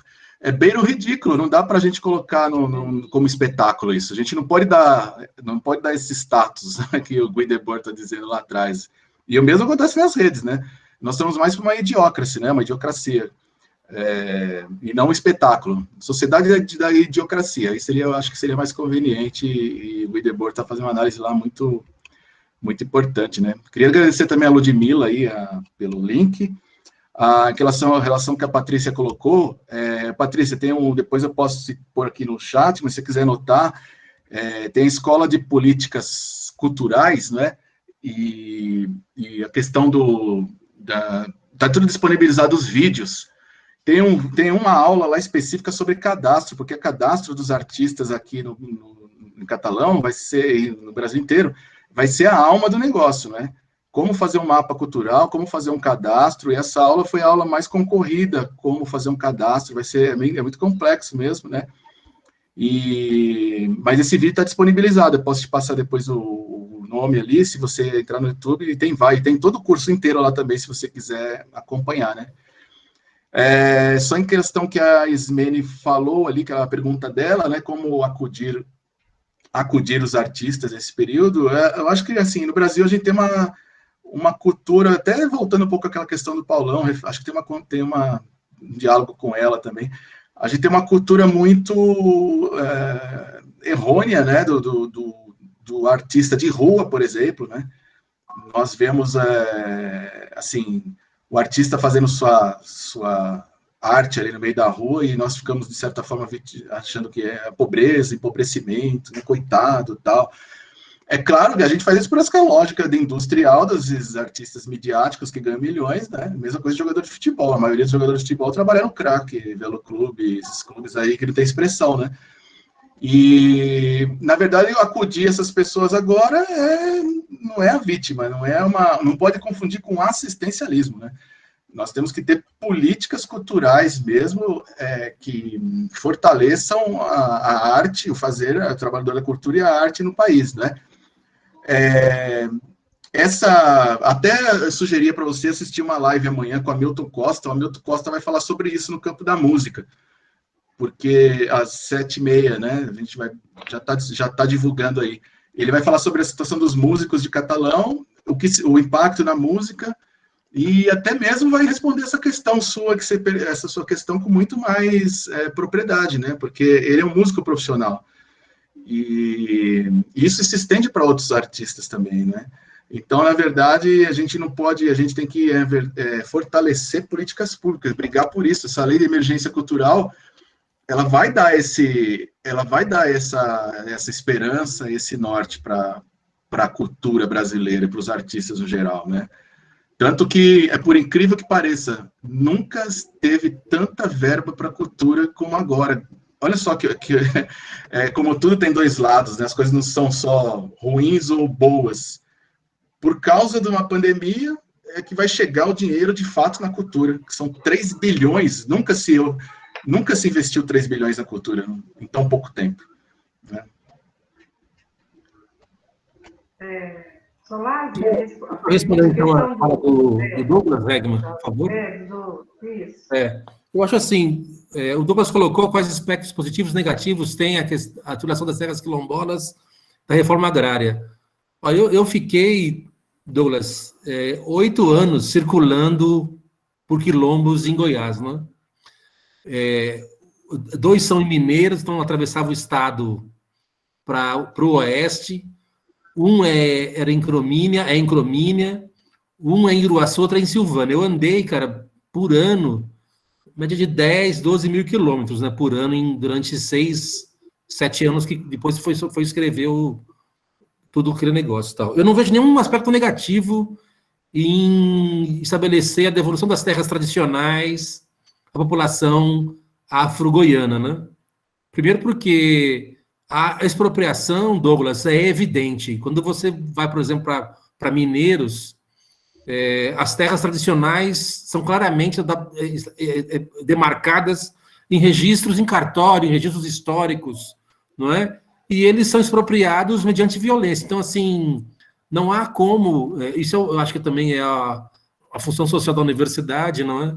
Nós temos que fazer laudos antropológicos. Né? Ontem eu estava falando com a orientanda minha do Recôncavo Baiano, nós estamos armando para fazer um laudo no Recôncavo, não é? Ficar uns meses lá, né, na comunidade quilombola do Acup e tal. Então, assim, eu acho que não tem, Douglas, aspectos negativos. Eu lequei aqui, você colocou algumas questões importantes, né? O que é a lógica da reforma agrária, até para quem quer trabalhar.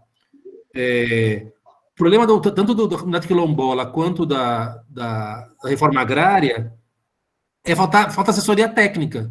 Você recebe uma terra, geralmente, que é uma fazenda de agronegócio. Então, lá se planta soja e milho, né? Só que você tem que constituir um tipo de produção, Douglas, que tem que se vincular à alimentação escolar pública, de ensino fundamental e médio, porque você tem que ir para o PAA, você entregar essa produção nas escolas. Você tem que ter um princípio de educação, que é o PRONERA, que a gente tinha lá mais de 60 salas de aula de ensino fundamental, que o professor Ismar e o professor Cláudio administravam. Você tem que ter política de moradia, né, porque você tem que ter moradia no assentamento. Então, assim, eu acho que a questão-chave, eu não vejo nenhum ponto negativo. A questão-chave é você fazer essas políticas de Estado funcionarem para a comunidade quilombola e para a comunidade da reforma agrária. A única diferença que eu vejo, Douglas, é que no caso da comunidade quilombola, o título é comunitário. O título não é para pessoa. Então, quem recebe a titularização do território quilombola é a comunidade quilombola que entrou com essa Fundação Cultural Palmares, que foi para o INCRA. Então, o título da comunidade quilombola não é particular para A, B ou C. O título é coletivo. Se eu lembro bem, na reforma agrária o título é individual, não é? Tá? É isso.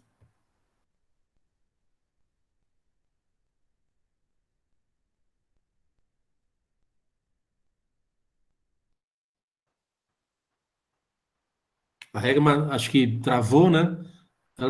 Logo, logo ela volta. Solazzi. Emenda aí, cara. Vamos, autogestão. Vamos fazer o meio campo aqui enquanto ela volta nesse mundo virtual aqui. Não, só queria dizer aqui para Ismene, né, que na verdade eu concordo, isso aí não é uma questão de assistencialismo, né? O que eu quis dizer é que o pessoal que está engajado nessa emergência cultural, lógico que eles estão, assim, é questão de emergência. Mas essa emergência, os artistas querem fazer questão que não pode ser uma assistência, né? Embora muita gente acha que é uma assistência, mas eles não querem que seja uma assistência, pelo fato de que precisa daí sair um movimento utópico. Esse movimento utópico, assim, é o que eu estava dizendo antes, né? É como se fosse criar o SUS da cultura. Então é do caos, da desgraça, é que vai sair, a aposta é que saia uma coisa, uma utopia concreta, né? O que diz o Ernest Bloch. Então, nesse sentido, nós concordamos que a ideia não pode ser assistencialismo, sem dúvida. A Regma acho que já voltou. Pessoal, caiu aqui a minha e o chat apagou total. Eu vou tentar recuperar aqui.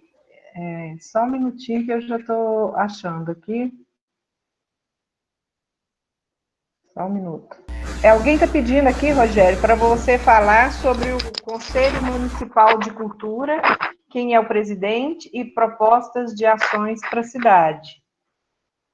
E alguém perguntou sobre o livro, o autor, sobre a questão da angústia, para você falar quem é. Esse acho que eu já respondi, que foi o... já? Sobre o Heidegger, né? Acho que é o mesmo. Agora, eu não sei quem perguntou aí sobre a questão do conselho. Acho que é a Patrícia. A Patrícia, acho que eu já respondi também. Não, a Larissa. A Larissa perguntou sobre o conselho. Tá. Não, então, Larissa, é o seguinte, esse conselho praticamente partiu do incômodo do Evandro. Evandro é um ex-aluno das Ciências Sociais, né? E aí ele, na verdade, já existia esse conselho, mas parecia que não tinha regimento, não tinha... Então ele fez uma movimentação, e o ex-aluno das Ciências Sociais trabalha com teatro, Evandro, né? Aí ele fez uma movimentação para ele retomar essas questões do conselho. E aí a Flávia, a Patrícia, né? Lá da Fundação Cultural, já entrou em contato com as pessoas e cada um representante foi lá, né? Eu fiquei como representante do audiovisual por trabalhar na universidade com cinema, pesquisa e o cineclube e tal. O Smart aí também pode até complementar, se for o caso, ele está na área de patrimônio cultural. A Andréia, que não está aqui, mas a Andréia está na parte de dança. Enfim, tem algumas pessoas ligadas à literatura, enfim, a todos os segmentos da cultura, né? Só que agora ficou uma emergência mesmo desse conselho, rever um regimento que já existia lá atrás, rever esse regimento adaptado para os novos tempos, né? Vai ter uma reunião semana que vem. Para quê? Para que esse regimento possa ser a nossa base para fazer esse cadastro de mapeamento dos artistas que vão receber esse auxílio emergencial, né? E esses espaços culturais também, os espaços culturais os espaços culturais da cidade, que não têm ligações com instituições, né? Então vai ter que fazer esse mapeamento, isso aí realmente é uma coisa que esse conselho vai ter que sentar junto e discutir como é que vai ser feito isso, né? Inclusive já está sendo oferecido até curso vai ser oferecido especificamente para a montagem desse cadastro. É a alma do processo, né? Porque esse cadastro é onde vai ser organizados os dados, né? Os dados desses artistas, e se você contar município por município, isso vai para o Brasil afora. Até aquele município que tem 1.000 habitantes, onde tem um espaço de cultura, ele também vai receber uma verba, ele também vai entrar nesse cadastro, né? Então, eu não sei, é mais ou menos assim. Eu acredito até que você possa fazer parte, quem quiser fazer parte, né, desse conselho, até como, não que tenha direito a voto, mas que tenha direito à fala, direito à participação. Acho que seria importante todo mundo se unir nesse momento, né, porque vai ajudar muitas pessoas, né, muitas pessoas. Eu vou continuar. Peraí, deixa eu ver se eu estou com o microfone aberto. Sim. Peraí, eu copiei e colei, agora eu tenho que ficar voltando.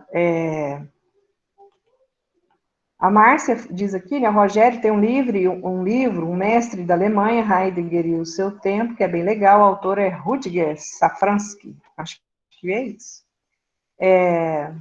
Isso é muito bom. É bom até eu não sei, eu não lembro mais quem fez a pergunta, mas alguém que fez essa pergunta para mim, você dá uma olhadinha nesse comentário da Márcia aí e anotar isso, né? O Fernando Cruz disse: a cadela do fascismo está sempre no cio, citando Brecht. O Ismar disse: mandou abraço aos professores Douglas e Joyce, do Novo Planalto, nossos amigos pronerianos. A Joyce disse: estamos aqui adquirindo conhecimento. Valeu, Ismar. A Arliana, parabéns, Solaz e Rogério. Deixa eu ver aqui. A Patrícia do Prado. Sim, professor Rogério, tenho acompanhado um pouco. Minas Gerais tem um cadastro efetivado. O Ismar, acho que é o Ismar que está perguntando, professor Solaz, há alguma conectividade entre o mundo andino e as culturas afro-brasileiras, uma interculturalidade asteca, maia, inca e a Bahia? A Patrícia... Deixa eu responder isso, Ismar, que doido. Deixa eu responder ele rapidinho, Regma. Eu não achei ainda, Ismar. Seria a minha maior obra, eu acho. Uma conexão Aimara Quechua, meio como o orixá né, Regma? Ele aparece na Bahia, mas a raiz leva ele à África, né? Não consegui ainda, Ismar, achar essa construção. O que eu pesquisei, Ismar, eu coloquei na PC, que é a revista de artigos, é o site de revistas francesas, eu coloquei a palavra chefferie. Eu achei 5.800 artigos que falam de chefia nas revistas da PC. Então, Ismar, eu mapeei já, foram 70 páginas de artigo, então tem chefia na Oceania, na África e na América. De repente, Ismar, pode ser esse o lugar, né? Vai demorar uns 40 anos para ler todos aqueles artigos, mas eu só queria dizer também, para o Ismar, eu tenho um livrinho do Godelier, acho que é de 97. Ele está aqui na minha mão. Será que dá para ver assim? Dá para ver. Um livrinho aqui, Ismar. Ó. É um livro do Godelier de 97. O Godelier fala que é preciso voltar à religião, Ismar. Eu acho que você está no lugar interessante, segundo o Godelier. É isso. Tá. Então, aqui o Rogério dizendo para a Patrícia procurar no YouTube a Lei de Emergência Cultural, tem todo o curso e debates disponíveis. A Ismene dizendo: Rogério, não acredito que seja uma questão de assistencialismo, é que agora, nessa pandemia, tem muita gente numa situação muito complicada. Embora a gente deva, assim, lutar pelas políticas sociais, o governo tem segurado, e acredito que é uma questão de emergência, não dá para esperar. Ô, Regma, isso aí eu comentei quando você estava no limbo aí. Ah, tá. Então, agora, peraí. Agora deixa eu voltar para cá, que agora apareceu, acho que apareceu. O Ismar dizendo que o Douglas cresceu na Luna e agora está na Terra. Aqui eu tenho o Solaz agradecendo o Florisvaldo, eu perdi o comentário do Florisvaldo. O Douglas novamente dizendo: Solaz, sobre a titularização da reforma agrária, como você disse, ela é individual e posterior a tudo aquilo que era reforma agrária, torna-se propriedade privada, e com a falta de assistência técnica, os agricultores vendem e voltam a ser agronegócio novamente, colocando em xeque a necessidade da reforma agrária no Brasil. Ele continua, pois os assentados nos dias é uma das maiores resistências. Só quero explicitar, o Douglas tem informação, mas a venda dos lotes é ilegal. Não é? Quando você recebe lote da reforma agrária, é proibido vender. A gente sabe que vários integrantes do agronegócio compram dezenas de lotes, não é?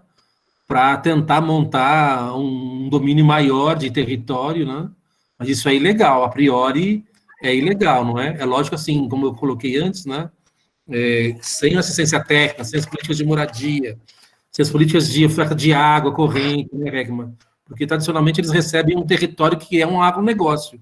Então, o INCRA, como geralmente, é uma fazenda de uma pessoa que vendeu a ele um território devastado do ponto de vista ambiental, não é? Quer dizer, até discutimos muito nas classes quilombolas, a gente tem que recuperar o território tradicional também no seu ambiente, não é? Os frutos do cerrado, não é? Toda a configuração que é tradicional do cerrado brasileiro. Só que ele recebe uma área que é uma fazenda comercial. Então, o Douglas tem razão, mas assim, a dificuldade é muito grande. Por isso que o problema orçamentário que afeta o INCRA é um problema radical para ser resolvido, né? Então, o Solazzi agradece a Eliana, o Douglas fala que isso é nos dias de hoje, Solazzi agradece a Adamés, e o Renato faz uma outra questão. Professor Rogério, o que se espera da cultura após essa pandemia? O que se pode esperar da cultura após essa pandemia? Rogério? Eu apareci, né? Apareceu. Meu computador tá meio lerdo. Bom, Renato, é o seguinte, a cultura é uma palavra, é uma situação gigantesca, né? Não dá, nós somos seres culturais, enfim, relacionados totalmente à natureza, não dá para a gente falar dessa magnitude, né? Tem segmentos, tem formas de vida, enfim. Tem apostas aí, você vê claramente as pessoas dizendo em termos, como será na educação? Estaremos mais conectados? Inclusive tem autores que abordam a ideia da hiperconectividade, né? Mas e a desigualdade social que existe nesse país, né? Então seria mais confortável responder essa questão pela perspectiva da arte, né? O que seria a arte numa pós-pandemia? Se viermos ao novo normal. Esse novo normal, o que será esse novo normal, né? Eu espero que nesse novo normal a arte vire realmente como potência, né? Que nós valorizemos ainda mais, cada vez mais, e realmente o artista em si, ele precisa do público, ele precisa da proximidade, a arte precisa de gente próxima, né? Até numa galeria, num museu, você precisa de olhares ali, você precisa ver como as pessoas olham, como elas são tocadas por aquilo, né? O mundo digital e virtual, definitivamente para a arte, embora tenha artistas cibernéticos e tudo mais, tem um segmento da arte nesse campo, mas ele é muito inferior, né? Aquele face a face e tal, aquela música que você ouve, aquele ambiente. Então, eu acredito que a arte, pensando assim, pela arte, eu vou por duas frases, assim, uma do Nietzsche, que ele diz: temos a arte para não morrer de verdade, né? Eu acho que ela vai ter essa potência, a arte com o sentido da potência, não a arte no sentido da cultura de massa, tá? É uma aposta minha. E é mesmo um achismo, porque não tenho como, assim, a gente não tem como nada, né? Nós estamos na mais absoluta incerteza, é o que o Morin diz, né? Como nós precisamos aprender a viver sob a incerteza, que ele diz, é uma das premissas do pensamento complexo, e agora nós estamos com a complexidade à flor da pele, né? E a outra frase seria do Deleuze, que ele diz: a arte é o que resiste, ela resiste à morte, à servidão, à infâmia, à vergonha. Eu acho que o Deleuze e o Nietzsche são dois autores que não respondem para nós como seria essa cultura artística, né? Esse fazer artístico num mundo pós-pandêmico ou no novo normal que nós estamos, tanta gente está falando, né? Nesse novo normal, acho que a potência da arte vai ser gigantesca, mas eu acho também que, assim como foi criticada a antropologia, a filosofia e a sociologia, e a história, entre outras, as ciências humanas vão estar com muita força também nesse novo normal, né? Essas são as apostas, que não é no campo da esperança, realmente é uma intuição muito forte pelo que eu tenho lido, pelo que eu tenho observado, pela reação das pessoas, pelo movimento de mobilização coletiva e social e política de intelectuais, artistas, de pessoas das periferias, enfim. É isso. Espero ter respondido que cultura é muito ampla. Eu só queria colocar, Regama, assim, uma frase que eu gosto do Michel Foucault, que é amigo do Deleuze, né? Deleuze comentou a obra do Foucault, e que também é leitor profundo do Nietzsche, né? Faça da sua vida uma obra de arte. Para essa direita reacionária infantil é insuportável.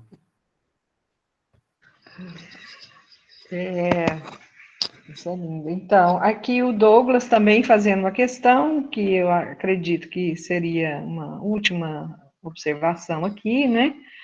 Quando era o CCU, não poderia vender, mas o que está acontecendo agora é uma titularização, desvinculado, assentado do INCRA, permitindo a venda após a titularização, uma espécie de título definitivo. Acho que é para o Solazzi aí comentar, né, essa relação aí com a questão da terra e da titularidade aí da reforma agrária. Eu acho que ele fez um comentário, para definir claramente, como ele tem uma experiência concreta, né? Ele fez um comentário sobre. Eu entendia que o título era ilegal. Sua câmera, Solazzi. Eu só queria comentar rapidinho. Eu entendo que a venda é ilegal, não é?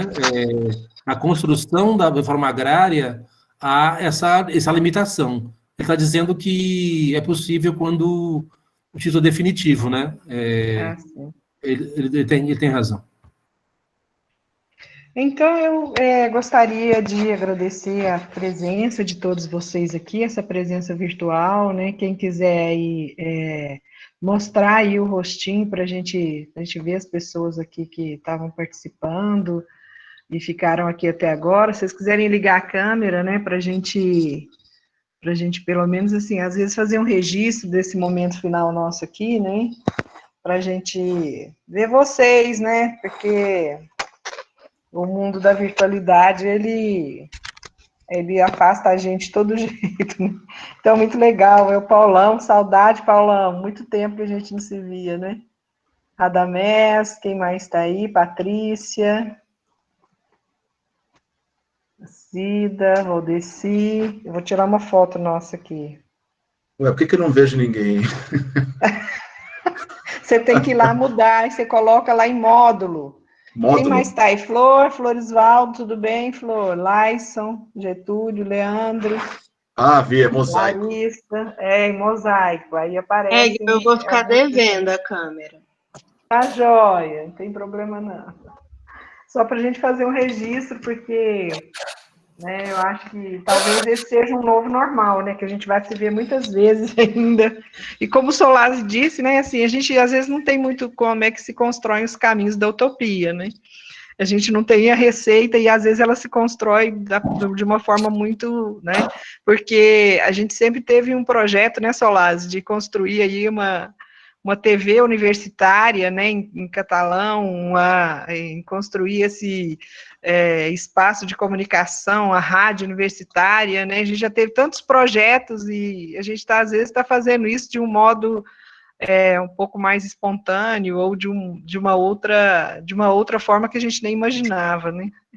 E está sendo muito bacana, eu não sei vocês, mas eu acho que essa qualidade desse debate de hoje, ele reforça essa necessidade, né? Eu acho que a gente está dizendo e ouvindo coisas muito interessantes, os debates são muito qualificados, os participantes, assim, estão colocando questões muito bacanas, né? E eu gostaria de agradecer aí a presença de todos vocês. Semana que vem a gente retorna nesse mesmo horário, e aí vai ser a apresentação do professor Getúlio, falando sobre a febre espanhola, né, a gripe espanhola de 1918, e também o professor Ismar, né, também falando sobre essa dimensão aí simbólica do coronavírus.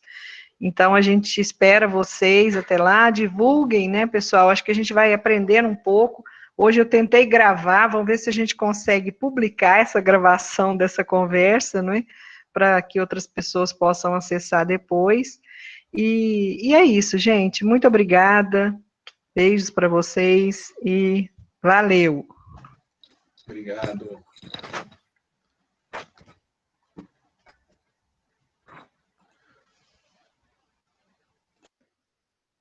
Ó, o Fernando ainda deu um comentário aqui.